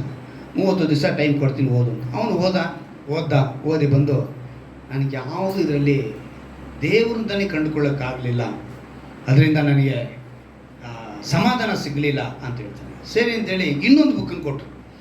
ಇನ್ನೊಂದು ಬುಕ್ಕನ್ನು ಕೊಟ್ಟಾಗ, ಇದು ಸ್ವಲ್ಪ ಭಾಷೆ ಸ್ವಲ್ಪ ಕಷ್ಟವಾಗಿದೆ ಅಂದರು, ಆದರೆ ನಾನು ಕಲ್ತಾದರೂ ಇದನ್ನು ಇದು ಮಾಡ್ತೀನಿ ಅಂತೇಳಿ ಆ ವ್ಯಕ್ತಿ ಮತ್ತೆ ಅದನ್ನು ಎತ್ಕೊಂಡು ಹೋದ. ಒಂದು 30-35 ದಿವಸ ಅದೇ ರೀತಿ ಓದ್ಬಿಟ್ಟು ಮತ್ತೆ ಬಂದು ಹೇಳ್ದ, ಇದರಲ್ಲೂ ನಾನು ಕಂಡುಕೊಳ್ಳೋಕ್ಕಾಗಲಿಲ್ಲ. ಕೊನೆಗೆ ಸರ್ವೇಪಲ್ಲಿ ರಾಧಾಕೃಷ್ಣ ಏನು ಮಾಡಿದ್ರಂತೆ, ಇನ್ನೊಂದು ಪುಸ್ತಕ ಕೊಟ್ಟರು. ಆ ಪುಸ್ತಕ ಬೈಬಲ್. ಹಲ್ಲೆಲೂಯಾ. ಎತ್ಕೊಂಡು ಹೋದ. ಬರೀ ಸುವಾರ್ತೆನೇ ಓದಿದಂತೆ ಅವನು. ಸುವಾರ್ತೆ ಓದಿದ್ರಲ್ಲಿ ಅವನು ಖುಷಿಯಾಗ್ಬಿಟ್ಟವನೆ, ಕುಣಿದು ಕುಪ್ಪಳಿಸ್ಕೊಂಡು ಬಂದಂತೆ ಅವ್ರ ಹತ್ರ. ನಾನು ಬರೀ 4 ಸುವಾರ್ತೆ ಓದಿದೆ, ಇನ್ನೂ ಸತ್ಯದಲ್ಲಿ ಬಾಕಿ, ಇನ್ನೂ ಅಷ್ಟಿದೆ ಬಾಕಿ. ಈ 4 ಸುವಾರ್ತೆಯಲ್ಲೇ ನಾನು ತಿಳ್ಕೊಂಬಿಟ್ಟೆ ನಿಜ ದೇವರು ಯಾರು, ಸತ್ಯವು ಯಾವುದು ಅಂತೇಳಿ ನಾನು ತಿಳ್ಕೊಂಬಿಟ್ಟೆ ಅಂತೇಳಿ ಅಷ್ಟು ಖುಷಿಯಾಗಿ ಬಂದು ಹೇಳಿದಂತೆ. ಇನ್ನೂ ಸತ್ಯವೇದ ಓದು, ಪೂರ್ತಿ ಓದು ಅಂತೇಳಿ ಮತ್ತೆ ಹೇಳಿ ಕಳಿಸ್ತಾರೆ. ಅವನು ಮತ್ತೆ ಬಂದ. ತುಂಬ ಸಂತೋಷವಾಗಿ, ನೀವು ನನ್ನ ಬದುಕನ್ನು ನಿಲ್ಲಿಸ್ಬಿಟ್ರಿ, ನನ್ನ ಜೀವನ ಉಳಿಸ್ಬಿಟ್ರಿ, ನಾನು ಏನೆಲ್ಲ ಮಾಡಬೇಕು ಅಂತ ಅಂದ್ಕೊಂಡಿದ್ದು ಈ ಬುಕ್ಕಿಂದ ನನಗೆ ತಿಳ್ಕೊಂಬಿಟ್ಟೆ, ಬಹಳ ಥ್ಯಾಂಕ್ಸ್ ಅಂದ. ಆಯಿತು, ಒಳ್ಳೇದಾಗಲಿ, ಹೋಗ್ಬಾ ಅಂತೇಳಿ ಅವ್ರ ಮನೆಗೆ ಒಳಗಡೆ ಹೋಗ್ಬೇಕಿದ್ರೆ ಮತ್ತೆ ಇವ್ರು ಕರೆದು, ಒಂದೇ ಒಂದು ಡೌಟ್ ಇದೆ ಹೇಳಿ ಅಂತ. ಏನು ಹೇಳಪ್ಪ?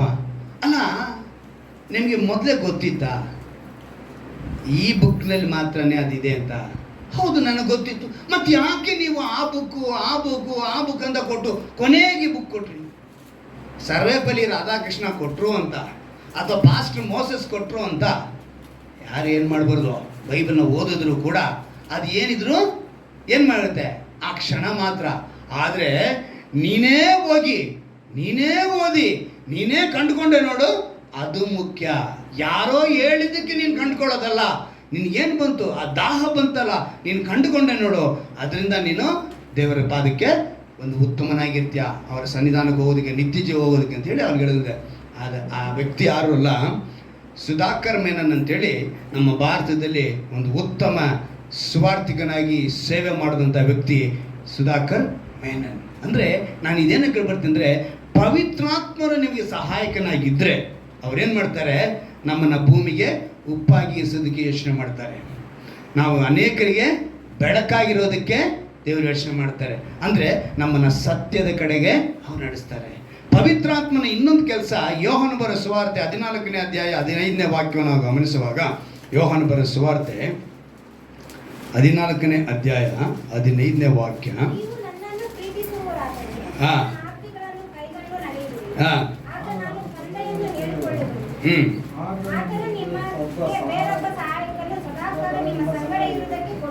ಹೌದು.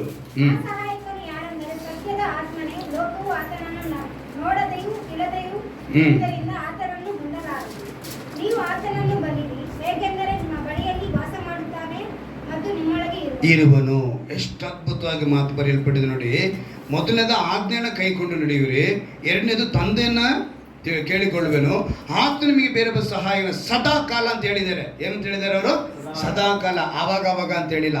ಹಳೆ ಒಡಂಬಡಿಕೆ ಕಾಲದಲ್ಲಿ ಪವಿತ್ರಾತ್ಮನ ಕೆಲಸ ಬರೋದು ಹೋಗೋದು, ಬರೋದು ಹೋಗೋದು ಅಷ್ಟೇ. ಬರ್ತಾರೆ, ಇಂಥ ವಿಷಯಗಳನ್ನ ಪ್ರಕಟಣೆ ಮಾಡ್ತಾ ಇದ್ರು, ಅವ್ರು ಹೊರಟೋಗ್ತಿದ್ರು. ಆದರೆ ಹೊಸ ಒಡಂಬಡಿಕೆ ಕಾಲದ ನಂತರ, ಯೇಸು ಮರಣದ ನಂತರ, ಪುನರುತ್ಥಾನದ ನಂತರ ನಿತ್ಯವೂ ನಮಗೆ ಒಬ್ಬ ಸಹಾಯಕನು ಇರಬೇಕು ಅಂತೇಳಿ ಆ ಪವಿತ್ರಾತ್ಮ ನಮಗಿಟ್ರು. ಆ ಸಹಾಯಕನಿಂದ ಇಲ್ಲಿ ಮಾತು ಬರೆಯಲ್ಪಟ್ಟಿದೆ. ಏನಂತಂದರೆ, ಆ ಸಹಾಯಕನು ಯಾರಂದರೆ ಸತ್ಯದ ಆತ್ಮನೇ. ಅಲ್ಲಿಗೆ ನಮ್ಮನ್ನು ಆ ಪವಿತ್ರ ವಾಸ ಮಾಡೋದಕ್ಕೇನೆ ಮೊದಲನೇದಾಗಿ ಚೆನ್ನಾಗಿ ತಿಳ್ಕೋಬೇಕು ನಾವು. ಪ್ರೀತಿಸುವುದನ್ನು ಆಯ್ನ ಕೈಕೊಂಡು ನಡೆಯಿರಿ, ಆಗ ನಾನು ತಂದೆಯನ್ನು ಕೇಳು, ಆತ ನಿಮಗೆ ಬೇರೆ ಸದಾಕಾಲ ನಿಮ್ಮ ಸಂಗಡ ಇರುವುದಕ್ಕೆ. ಏನು ಮಾಡಿದ್ದಾರೆ ಅವರು? ಇರೋದಕ್ಕೇನೆ ಕೊಟ್ಟಿರೋದು. ಏನು ಮಾಡಿದ್ದಾರೆ ಅವರು? ಇದನ್ನು ನೀವು ಇಟ್ಕೊಳ್ಬೇಕು, ಗಮನದಲ್ಲಿ ಇಟ್ಕೋಬೇಕು. ಫಸ್ಟು ಸತ್ಯದಲ್ಲಿ ನಮ್ಮನ್ನು ನಡೆಸ್ತಾರೆ, ಎರಡನೇದು ಪವಿತ್ರಾತ್ಮ ನಮ್ಮ ಜೊತೆಗೇನೆ ಇರ್ತಾರೆ, ವಾಸ ಮಾಡ್ತಾರೆ, ಸದಾಕಾಲ ಇರ್ತಾರೆ. ಆವಾಗ ಬಂದು ಹೋಗುವಂಥ ದೇವರಲ್ಲ ಅವರು. ಪವಿತ್ರಾತ್ಮನು ನಮ್ಮ ಪರವಾಗಿ ಮಾತನಾಡ್ತಾನೇ ಇರ್ತಾರೆ. ಉದಾಹರಣೆಗೆ ನಿಮಗೆ ರೋಮಾಪುರದಲ್ಲಿ 8ನೇ ಅಧ್ಯಾಯದಲ್ಲಿ ಒಂದು ಅದ್ಭುತವಾದ ಮಾತು ಬರೆಯಲ್ಪಟ್ಟಿದೆ ನೋಡಿ. ರೋಮಾಪುರದವರಿಗೆ 8ನೇ ಅಧ್ಯಾಯ ಹೇಗೆ ಸಹಾಯಕನಾಗಿ ನಮ್ಮ ಹತ್ರ ಅವ್ರ ಜೊತೆಗೆ ಇದು ಮಾತನಾಡ್ತಾರೆ ಅನ್ನೋದಕ್ಕೆ ಅಲ್ಲಿ ಬರೆಯಲ್ಪಟ್ಟಿದೆ. ರೋಮಾಪುರದವರಿಗೆ 8ನೇ ಅಧ್ಯಾಯ 26ನೇ ವಾಕ್ಯ. ಹಾಗೆ ಪವಿತ್ರಾತ್ಮನು ಸಹ, ಯಾರು? ಪವಿತ್ರಾತ್ಮನು ಸಹ ನಮ್ಮ ಅಶಕ್ತಿಯನ್ನು ನೋಡಿ, ಅಂದರೆ ಏನು, ನಮಗೆ ಬಲ ಸಾಲ್ತಾ ಇಲ್ಲ, ನಮಗೆ ಆ ಅಶಕ್ತಿನ ನೋಡಿ ಏನು ಮಾಡ್ತಾರೆ ಅಂದರೆ ಪವಿತ್ರಾತ್ಮನು ಸಹಾಯ ಮಾಡುತ್ತಾನೆ. ಇವತ್ತು ಅನೇಕರು ನಮಗೆ ಪ್ರಾರ್ಥನೆ ಮಾಡೋದು ಹೇಗೆ ಅಂತ ಗೊತ್ತಿಲ್ಲ. ಪ್ರಾರ್ಥನೆ ಅಂದರೆ ಏನು ಮಾಡಬೇಕು? ಬೈಬಲ್ ಓದ್ಕೊಂಡು ಬೈಬಲ್ ಇರೋದನ್ನೆಲ್ಲ ಹೇಳ್ಬೇಕಾ? ಇದೆಲ್ಲ ಇಲ್ಲ. ನೀವು ನಿಮ್ಮ ತಂದೆ ಹತ್ರ ಮಾತನಾಡ್ದಂಗೆ ಮಾತನಾಡ್ಬೋದು. ಅದಕ್ಕೆ ಸಹಾಯ ದೇವರು ಯಾರು ಮಾಡ್ತಾರೆ? ಪವಿತ್ರಾತ್ಮ ಮಾಡ್ತಾರೆ. ನಿಮ್ಮ ಅಶಕ್ತಿಯನ್ನು ನೋಡಿ, ಹೇಗೆಂದರೆ ನಾವು ತಕ್ಕ ಪ್ರಕಾರ ಏನು ಬೇಡಿಕೊಳ್ಳಬೇಕೋ ನಮಗೆ ಗೊತ್ತಿಲ್ಲದರಿಂದ ಪವಿತ್ರಾತ್ಮನು ತಾನೇ ಮಾತಿಲ್ಲದಂಥ, ಹೆಂಗಂತೆ, ಅವ್ರ ಮಾತಾಡಲ್ಲ, ನಮ್ಮ ಬಾಯೊಳಗೆ ಅದನ್ನ ಮಾತನ್ನು ತರಿಸ್ತಾರೆ. ನಮ್ಮ ಮಾತಿನಲ್ಲಿ ಅವ್ರು ಮಾತನಾಡ್ತಾರೆ. ಮಾತಿಲ್ಲದ ನರಳಾಟದಿಂದ ನಮಗೋಸ್ಕರ ಬೇಡಿಕೊಳ್ಳುತ್ತಾನೆ. ಆದರೆ ಹೃದಯಗಳನ್ನು ಶೋಧಿಸುವ ನೋಡುವಾತನಿಗೆ ಪವಿತ್ರಾತ್ಮನ ಮನೋಭಾವ ಏನೆಂದು ತಿಳಿದೆ. ಆ ಆತ್ಮನು ದೇವರ ಚಿತ್ತಾನುಸಾರವಾಗಿ ದೇವ ಜನರಿಗೋಸ್ಕರ ಬೇಡಿಕೊಳ್ಳುವನೆಂದು ಆತನು ಬಲ್ಲನು. ದೇವರಂದ್ರೆ ಯೇಸು ಕ್ರಿಸ್ತನ ಚಿತ್ತ ಏನೆಂದು ತಿಳ್ಕೊಂಡು ಬೇಡಿಕೊಳ್ಳೋದೇ ಆತನ ಕೆಲಸ. ಸೊ ಪವಿತ್ರಾತ್ಮನ ಜೊತೆಗಿರೋದಕ್ಕೆ ಕಾರಣ ಏನು? ಮೊದಲನೇದು ಸತ್ಯದಲ್ಲಿ ನಡೆಸ್ತಾರೆ, ಎರಡನೇದು ನಮ್ಗೆ ಏನು ಗೊತ್ತಿಲ್ಲ ಬೇಡಿಕೊಳ್ಳೋದಕ್ಕೆ ಅಂದ್ಕೊಳ್ಳುವಾಗ ಅವ್ರೇನು ಮಾಡ್ತಾರೆ? ನಮ್ಮನ್ನು ನಡೆಸ್ಕೊಂಡು ಹೋಗ್ತಾರೆ. ಮೂರನೇದಾಗಿ ಅಪೊಸ್ತಲರ ಕೃತ್ಯಗಳಲ್ಲಿ 1ನೇ ಅಧ್ಯಾಯದಲ್ಲಿ 8ನೇ ವಾಕ್ಯದಲ್ಲಿ ಒಂದು ಮಾತು ಬರೆಯಲ್ಪಟ್ಟಿದೆ. ಅವರು ಯೂದಾಯ, ಸಮಾರ್ಯ ಎಲ್ಲ ಕಡೆ ಬಂದ್ಬಿಟ್ಟು ಸಾಕ್ಷಿಗಳಾಗಿದ್ದರು. ಅಪೊಸ್ತಲರ ಕೃತ್ಯಗಳು 1ನೇ ಅಧ್ಯಾಯ 8ನೇ ವಾಕ್ಯ. ಆದರೆ ಪವಿತ್ರಾತ್ಮನು ನಮ್ಮ ಮೇಲೆ ಬರಲು ನೀವು ಬಲವನ್ನು ನೋಡಿ. ಪವಿತ್ರಾತ್ಮನು ಬಂದಾಗ ನಾವೇನು ಹೊಂದ್ಕೊಳ್ತೀವಿ? ಬಲವನ್ನು ಹೊಂದ್ಕೊಳ್ತೀವಿ. ಯೆರೂಸಲೇಮಿನಲ್ಲಿಯೂ ಎಲ್ಲಾ ಯೂದಾಯ ಸಮರ್ಯಗಳಲ್ಲಿಯೂ ಸೀಮೆಗಳಲ್ಲಿಯೂ ಭೂಲೋಕದ ಕಟ್ಟ ಕಡೆಯವರೆಗೂ ಸಾಕ್ಷಿಗಳಾಗಿರಬೇಕು. ನಾವೇನಾಗಿರ್ತೀವಿ? ಸಾಕ್ಷಿಗಳಾಗಿರ್ತೀವಿ. ಅಂದರೆ ಇವತ್ತು ಸಾಕ್ಷಿ ಅಂದಿದ ತಕ್ಷಣ ಯೋಚನೆ ಮಾಡಿ, ಕೋರ್ಟ್ಗಳಲ್ಲಿ ಇವತ್ತು ಸುಳ್ಳು ಸಾಕ್ಷಿ ಹೇಳೋರು ಬಹಳ ಇದ್ದಾರೆ. ಯೇಸು ಕ್ರಿಸ್ತನ ಮೇಲೆ ಕೂಡ ಸುಳ್ಳು ಸಾಕ್ಷಿನೇ ಹೇಳಿದ್ದು. ಏನು? ಈತನು ದೇವಾಲಯವನ್ನು ಬೀಳಿಸಿ 3 ದಿವಸದಲ್ಲಿ ಕಟ್ಟುವೆನು ಅಂತ ಹೇಳಿದ್ದು. ನಾನು ಲಾಸ್ಟ್ ಟೈಮ್ ಹೇಳಿದ್ನಲ್ಲ, ಅವ್ರು ಹೇಳಿದ್ದು ಯಾವುದು? ಈ ಶರೀರವೆಂಬ ಆಲಯ. ಅವರು 3 ದಿವಸ ಭೂಮಿಯಲ್ಲಿ ಇರಬೇಕಾಗಿತ್ತು, ಇದ್ರು, ಜೀವಂತವಾಗಿ ಇದ್ರು. ಆ ವಿಷಯನ ಅವ್ರು ಹೇಳಿದ್ದು ಯೇಸು ಕ್ರಿಸ್ತನು. ಆದ್ರೆ ಇವರೇನು ತಿಳ್ಕೊಂಡ್ರು? ಸೊಲೊಮೋನನು ಕಟ್ಟಿದ ಆಲಯವನ್ನ ಕೆಡವಿ ಮತ್ತೆ 3 ದಿವಸ ಕಟ್ಟುತ್ತಾನೆ ಅಂತ ಹೇಳ್ತಿದ್ದಾನೆ. ಇವನೇನ್ ಮಾಡ್ತಾನೆ? ಸುಳ್ಳಾಡ್ತಿದ್ದಾನೆ, ಧರ್ಮಶಾಸ್ತ್ರಕ್ಕೆ ವಿರೋಧವಾಗಿ ಮಾತನಾಡ್ತಿದ್ದಾನೆ, ದೇವದೂಷಣೆ ಮಾಡ್ತಿದ್ದಾನೆ ಅಂತ ಹೇಳಿ ನಾನಾ ವಿಧವಾದ ಆಪಾದನೆಗಳನ್ನು ದೇವರ ಮೇಲೆ ಹಾಕಿದ್ರು. ಸುಳ್ಳು ಸಾಕ್ಷಿಗಳನ್ನು ಇಟ್ಟರು. ಇವತ್ತು ಸುಳ್ಳು ಸಾಕ್ಷಿ ಇಡೋರಲ್ಲ, ಆ ರೀತಿ ಸಾಕ್ಷಿ ಅಲ್ಲ. ನಮ್ಮ ಸಾಕ್ಷಿ ದೇವರನ್ನ ಮಹಿಮಪಡಿಸಬೇಕು. ಯೆರೂಸಲೇಮು, ಯೂದಾಯ, ಸಮಾರ್ಯ ಅಂದರೆ ನಮ್ಮ ಸುತ್ತಲೂ ಕೂಡ ಒಂದು ಕಾನ್ಸೆಂಟ್ ಸರ್ಕಲ್ ಅಂತ ಹೇಳ್ತೀವಿ. ಅಂದರೆ ಒಪ್ಪಿಗೆ ಇರುತ್ತಾ. ಈಗ ನಾನು ಒಂದು ವಿಷಯ ಮಾಡಬೇಕು ಅಂದರೆ ನನ್ನ ಸುತ್ತಲೂ ಯಾರು ಇರಬೇಕು ಅನ್ನೋದನ್ನು ತೀರ್ಮಾನ ಮಾಡ್ತೀವಿ. ಈಗ ನಮ್ಮ ಸಭೆ ನಡೆಸ್ತಾ ಇದ್ದೀವಿ, ಈ ಸ್ಥಳದಲ್ಲಿ ಯಾರು ಇರಬೇಕು ಅಂತ ನಾವು ತೀರ್ಮಾನ ಮಾಡ್ಕೊಳ್ತೀವಿ. ಯಾರನ್ನೂ ತಗೊಂಬಂದಿಲ್ಲ ಕುಂಡಿಸ್ಕೊಂಡು ವಾಕ್ಯ ಕೇಳೋದ್ರೆ ಕೇಳ್ತಾರ? ನಮ್ಮ ಒಂದು ಒಪ್ಪಿಗೆ ಏನಿದೆ, ಇಲ್ಲಿ ಇರೋರು ಇಷ್ಟು ಜನ ನಾವೇನು ಕೂತ್ಕೊಳ್ಳೋದು ನಮಗೆ ಮಾತ್ರ ಅದು ಸಾಧ್ಯ. ಆ ರೀತಿಯಾಗಿ ಪ್ರತಿಯೊಬ್ಬ ವ್ಯಕ್ತಿ ತಾನು ಏನೇ ಮಾಡಿದ್ರೂ ಕೂಡ ಅವನ ಸುತ್ತಲೂ ಒಂದು ಒಪ್ಪಿಗೆ ಸರ್ಕಲ್ ಇರುತ್ತೆ. ಏನಿರುತ್ತೆ? ಒಪ್ಪಿಗೆ ಸರ್ಕಲ್. ಅವನ ಒಪ್ಪಿಗೆ ಸರ್ಕಲ್ ಇಲ್ದಿರ ಯಾವ ಕೆಲಸನೂ ನಡೆಯೋದಕ್ಕೆ ಸಾಧ್ಯ ಇಲ್ಲ. ಹಾಗೆ ನಾವು ನಮ್ಮ ಸುತ್ತಲೂ ದೇವರಿಗಾಗಿ, ಯೇಸು ಕ್ರಿಸ್ತನಿಗಾಗಿ ಪವಿತ್ರಾತ್ಮನ ಸಹಾಯದಿಂದ ಸಾಕ್ಷಿಗಳಾಗಿಯೇ ಇರಬೇಕು. ನಮ್ಮ ಸುತ್ತಲೂ ಏನಿರಬೇಕು? ಸಾಕ್ಷಿಯ ಬದುಕು ಇರಬೇಕು. ಹೇಗೆ ಅಂತ ಹೇಳ್ತೀನಿ. ಕುಟುಂಬ, ನಮ್ಮ ಕುಟುಂಬದಲ್ಲೇ ಒಬ್ಬರು ರಕ್ಷಣೆ ಹೊಂದಿರ್ತಾರೆ, ಒಬ್ಬರು ರಕ್ಷಣೆ ಹೊಂದಿರಲ್ಲ. ಈಗ ಅವ್ರ ಮಧ್ಯೆ ನಾವು ಹೇಗಿರಬೇಕು? ಸಾಕ್ಷಿಗಳಾಗಿರಬೇಕು. ಎಲ್ಲೇ ಹೋಗಲಿ, ನೀವೆಲ್ಲೇ ಏನೇ ಮಾಡಲಿ, ನೀವೇನಾಗಿರಬೇಕು? ಸಾಕ್ಷಿಗಳಾಗೇ ಇರಬೇಕು. ನಮ್ಮಲ್ಲಿ ಹಬ್ಬಕ್ಕೆ ನಾವೇನು ಮಾಡ್ತೀವಿ? ಕೇಕ್ ಕಟ್ ಮಾಡ್ತೀವಿ, ಬಿರಿಯಾನಿ ಮಾಡ್ತೀವಿ ಅಲ್ವಾ? 4 ಜನ ಕರಿತೀವಿ, ಊಟ ಕೊಡ್ತೀವಿ, ಸಂತೋಷ ತಿಂದು ಹೋಗ್ತಾರೆ. ಈಗ ಅವ್ರೇನು ಮಾಡ್ತಾರೆ? ಅವರೊಂದು ಹಬ್ಬಕ್ಕೆ ನಮ್ಮನ್ನು ಕರೀತಾರೆ, ನಾವು ಅಲ್ಲಿ ಹೋಗ್ತೀವಿ. ಅವ್ರೇನು ಮಾಡ್ತಾರೆ? ಪ್ರಸಾದ ಅನ್ನೋದನ್ನು ತೊಗೊಂಬಂದು ಕೊಡ್ತಾರೆ. ಯಾವುದನ್ನು ತೊಗೊಂಬಂದು ಕೊಡ್ತಾರೆ? ಪ್ರಸಾದ. ಈಗ ಕೊಡೋನಿಗೆ ಗೊತ್ತಿಲ್ಲದೆ ಕೊಟ್ಟ ಅಂದರೆ ಆ ಪ್ರಸಾದನ ಇವನು ತಿನ್ನಬಾರ್ದು ಅಂತ ಗೊತ್ತಿದ್ದು ಕೊಡೋದಕ್ಕೂ ಗೊತ್ತಿಲ್ಲದೆ ಕೊಡೋಕ್ಕೂ ವ್ಯತ್ಯಾಸ ಇದೆ. ಅವನು ಗೊತ್ತಿಲ್ಲದೆ ಕೊಟ್ಟ ಅಂದರೆ ನೀವು ಸ್ತೋತ್ರ ಮಾಡಿ ತಿಂದುಬಿಟ್ಟು ಸುಮ್ಮನೆ ಬರಬೇಕು. ಅವನು ನಮ್ಮನ್ನು ಬೇಕು, ಇವನು ದೇವರಿಗೆ ದೂರ ಮಾಡಬೇಕು, ಇವರಿಗೆ ಪ್ರಸಾದನ ತಿನ್ನಬಾರ್ದು ಅಂತ ಇವನು ಚೆನ್ನಾಗಿ ಹೇಳ್ತಾನಲ್ಲ, ಇವನಿಗೇನು ಮಾಡಬೇಕು? ಇವತ್ತು ಪ್ರಸಾದ ಕೊಟ್ಟು ಅವನಿಗೆ ದೇವರಿಂದ ದೂರ ಮಾಡಬೇಕು ಅಂತ ಒಂದು ಕೆಟ್ಟ ಯೋಚನೆಯಿಂದ ತೊಗೊಂಬಂದು ಕೊಡ್ತಾನೆ ನೋಡಿ. ಆವತ್ತು ನೀನು ಹೇಳಬೇಕು, ನಾನು ಪ್ರಸಾದ ತಿನ್ನಲ್ಲ ಅಂತ ಹೇಳಬೇಕು. ಆದರೆ ಅವನು ಗೊತ್ತಿಲ್ಲದೆ ತೊಗೊಂಬಂದು ಕೊಟ್ಟರೆ ಅವನನ್ನು ನೀನು ಕ್ರಿಸ್ತನ ಪ್ರೀತಿಯಲ್ಲಿ ಗೆದ್ದುಕೊಳ್ಳೋದಕ್ಕೆ, ಅವನು ಮಾನಸಾಂತರ ಹೊಂದುವುದಕ್ಕೆ, ಕ್ರಿಸ್ತನ ಕಡೆಗೆ ಬರೋದಕ್ಕೆ, ಕ್ರಿಸ್ತನ ಪ್ರೀತಿನ ಅವನಿಗೆ ತೋರಿಸೋದಕ್ಕೆ ಅವನು ಕೊಟ್ಟಿದ್ದನ್ನ ನೀನು ತಿನ್ನಬೇಕು. ಹೇಗೆ ತಿನ್ನಬೇಕು? ಸ್ತೋತ್ರ ಮಾಡಿ ತಿನ್ನಬೇಕು. ನೀವು ಸ್ತೋತ್ರ ಮಾಡಿ ತಿಂದುಬಿಟ್ರೆ ಎಲ್ಲವೂ ಕೂಡ ಪರಿಶುದ್ಧವೇ. ಇದನ್ನ ಅರ್ಥ ಮಾಡ್ಕೋಬೇಕು. ಅಲ್ಲಿ ಸಾಕ್ಷಿ ಕಾಣಬೇಕು. ನಾವೇನು ಮಾಡ್ಬೇಕಲ್ಲಿ? ಸಾಕ್ಷಿ. ಯೂದಾಯ ಅನ್ನ ಹೇಳುವಾಗ ಸಭೆ. ಈ ಸಭೆಗಳಲ್ಲಿ ನಾವೇನು ಮಾಡಬೇಕು? ಒಬ್ರಿಗೊಬ್ರು, ಇಲ್ಲಿ ಒಬ್ರಿಗೊಬ್ರು ಬಂದಿದ್ದೀವಿ, ಎಲ್ಲರೂ ಹೋಗೋದು ಮುಂಚೆ ಒಬ್ರಿಗೊಬ್ರು ನಗ್ನಗ್ತಾ ಮಾತನಾಡಬೇಕು. ಸಭೆ ಮುಗಿದಿದೆ ಓಡೋಗೋದಲ್ಲ. ಒಬ್ರಿಗೊಬ್ರು ಒಂದು 5 ನಿಮಿಷ ನಿಂತ್ಕೊಂಡು ಒಬ್ರಿಗೊಬ್ರು ಚೆನ್ನಾಗಿದ್ದೀರಾ ಅಂತ. ಏನು, ನಿಮ್ಮ ಮನೇಲೆಲ್ಲರೂ ಚೆನ್ನಾಗಿದ್ದಾರ, ನಮ್ಮ ಮನೇಲಿ ಚೆನ್ನಾಗಿದೆ ಅಂತ ಕೇಳಬೇಕು. ನೀವು ಈ ಸೀರೆ ಎಲ್ಲಿ ತೊಗೊಂಡ್ರಿ, ಈ ಪ್ಯಾಂಟ್ ಎಲ್ಲಿ ತೊಗೊಂಡ್ರಿ, ಈ ಒಡವೆ ಎಲ್ಲಿ ತೊಗೊಂಡ್ರಿ, ಅದನ್ನು ಮಾತನಾಡೋಂಗಿಲ್ಲ. ನಾವು ಹೋದ ವಾರ ನಾನು ಆ ಬೀಚ್ಗೆ ಹೋಗಿದ್ದೆ, ಅದೆಲ್ಲ ನೀವು ಆಮೇಲೆ ಪರ್ಸ್ನಲಾಗಿ ಮಾತಾಡ್ಕೊಳ್ಳಿ. ಆದರೆ ಸಭೆ ಮುಗಿದ ಮೇಲೆ ಮಾತಾಡಬೇಕಾಗಿರೋದು ಒಬ್ರಿಗೊಬ್ರು. ಏನಾದ್ರು ತೊಂದರೆ ಇದೆಯಾ, ಏನಾದ್ರು ಸಂತೋಷದ ವಿಷಯಗಳಿದೆಯಾ, ಅದನ್ನು ಹಂಚ್ಕೋಬೇಕು. ಸಂತೋಷದ ಹಂಚ್ಕೊಂಡ್ರೆ ನೀವು ಸಂತೋಷ ಪಡಿ. ಏನಾದ್ರು ವಿಷಯ ಇದ್ರೆ ಕೇಳಿಕೊಂಡು ಅವ್ರಿಗೋಸ್ಕರ ಪ್ರಾರ್ಥನೆ ಮಾಡಿ. ನೀವು ಇಲ್ಲೇನು ಮಾಡಬೇಕು? ಸಾಕ್ಷಿಗಳಾಗಿ ಸಭೆಯಲ್ಲಿ ಕಾಣಬಿಡಬೇಕು. ಈ ಸಭೆಯಲ್ಲಿ ನೀವು ಆ ಥರ ಕಾಣಿದ್ರೆ ಖಂಡಿತವಾಗಲೂ ಆಶೀರ್ವಾಗಿರ್ತೀರ ಅಲ್ವಾ? ಸೊ ನಾವೇನು ಮಾಡಬೇಕು? ಯೂದಾಯನಲ್ಲಿ. ಸಮಾರ್ಯ ಅಂದರೆ ನಾವು ಹೊರಗಡೆ, ನಾವು ಕೆಲಸ ಮಾಡೋ ಜಾಗ. ಈಗ ಗರಿಗಳ ಭಾನುವಾರ ಆಚರಣೆ ಮಾಡಿದ್ವಿ, ಜ್ಞಾಪಕ ಇದೆಯಾ? ಗರಿಗಳ ಭಾನುವಾರ. ಆಗ ನಮಗೆ ಗರಿಗಳೆಲ್ಲರೂ ಕೊಟ್ರಿ. ಆ ಗರಿಗಳನ್ನೆಲ್ಲ ಏನು ಮಾಡಿದ್ರಿ? ಮನೆಗೆ ಹೆಂಗೆ ತೊಗೊಂಡೋಗಿ ಏನು ಮಾಡಿಟ್ರಿ? ಸುಮ್ಮನೆ ಗರಿ ಹಂಗೆ ಇಟ್ಟಿದ್ದೀರಾ ಅಲ್ಲ ಒಂದು ಕ್ರಾಸ್ ಮಾಡಿ ಏನಾರು ಇಟ್ಟಿದ್ದೀರಾ ಅಲ್ವಾ? ಈಗ ಬೈಬಲ್ನಲ್ಲಿ ನೀವು ಕ್ರಾಸ್ ಮಾಡಿ ಇಟ್ಕೋ ಅಥವಾ ಗರಿ ಇಟ್ಕೋ ಅಂತೇಳಿ ಬೈಬಲಲ್ಲಿ ಬರೀತಿಲ್ಲ. ಅದನ್ನು ನಾವು ಆಚರಣೆ ಮಾಡ್ತಾ ಇದ್ದೀವಿ. ಏನಕ್ಕೆ ಆಚರಣೆ ಮಾಡ್ತಾ ಇದ್ದೀವಿ? ಯೆರೂಸಲೇಮಿನ ಬೀದಿಗಳಲ್ಲಿ ಆತನ ಅರಸನಂತೆ ಬಂದ, ಆತನ ಗೌರವಿಸಿದ್ದಕ್ಕೆ ಅವತ್ತು ಗರಿಗಳನ್ನ ಹಿಡಿದು ಅದನ್ನು ಏನು ಮಾಡಿದ್ರು? ಆತನ ಸ್ವಾಗತಿಸಿದ್ರು. ಯೇಸು ಕ್ರಿಸ್ತನನ್ನು ಏನು ಮಾಡಿದ್ರು? ಅವ್ರ ಕತ್ತೆ ಮೇಲೆ ಬರ್ಬೇಕಾರೆ ಏನಂತ ಹೇಳಿ ಕರೆದ್ರು? ಅರಸನು ಅಂತ ಕರೆದ್ರು. ಇಲ್ಲಿ ನಾವು ಅರಸನು ಅಂತ ಕರಬೇಕು ಅಂತ ಹೇಳಿ ಬರಬೇಕು, ರಥದ ಮೇಲೆ ಬರಬೇಕು ಅಲ್ವಾ? ಇಲ್ಲ ಅಂಬಾರಿಯಲ್ಲಿ ಬರಬೇಕು, ಆನೆ ಮೇಲೆ ಬರಬೇಕು, ಅಂಥವನ್ನ ನಾವೇನು ಮಾಡ್ತೀವಿ? ಅರಸನು ಅಂತೇಳಿ. ಆದರೆ ಯೇಸು ಕ್ರಿಸ್ತನು ಕತ್ತೆ ಮೇಲೆ ಬಂದರೆ ನಾವು ಅರಸನು ಅಂತ ಕರೆದ್ವಿ. ಯಾಕಂದ್ರೆ ಅದೇ ನಿಯಮ. ಅವ್ರ ಯೆರೂಸಲೇಮಿನ ಅರಸನಂತೆ ಬಂದರೆ ಎಲ್ಲರೂ ಗರಿಗಳನ್ನ ಹಾಕಿ ಬಟ್ಟೆ ಹಾಕಿಸಿ ಅವ್ರನ್ನ ವೆಲ್ಕಮ್ ಮಾಡಿದ್ರು, ಸ್ವಾಗತಿಸಿದ್ರು. ಅದನ್ನ ನೆನೆಸಿ ನಾವು ಗರಿಗಳ ಭಾನುವಾರ ಆ ಗರಿಗಳನ್ನ ಏನು ಮಾಡಿದ್ವಿ? ನಮ್ಮ ಒಂದು ಇದಕ್ಕೆ ನಾವೆಲ್ಲ ಏನು ಮಾಡಿದ್ವಿ? ಶಿಲುಬೆ ಮಾಡ್ಕೊಂತೀವಿ. ಇದು ಆಚಾರ ನಿಮ್ಗೆ ತಿಳಿಸ್ತೀವಿ. ಈ ಶಿಲುಬೆನ ಮಾಡ್ಕೊಂಡೋಗಿ ಮನೆ ಇಡ್ತೀವಿ. ಇದೆಲ್ಲ ಹೇಗೆ ಆಚರಣೆ ಮಾಡ್ತಾರೆ, ಮಾಡಬೇಕು ಅಂತ ನಾನು ಹೇಳ್ತಿಲ್ಲ. ಮಾಡದೇ ಇದ್ರೂ ತಪ್ಪಿಲ್ಲ, ಮಾಡಿದ್ರೂ ತಪ್ಪಿಲ್ಲ. ಅರ್ಥ ಆಯ್ತಾ?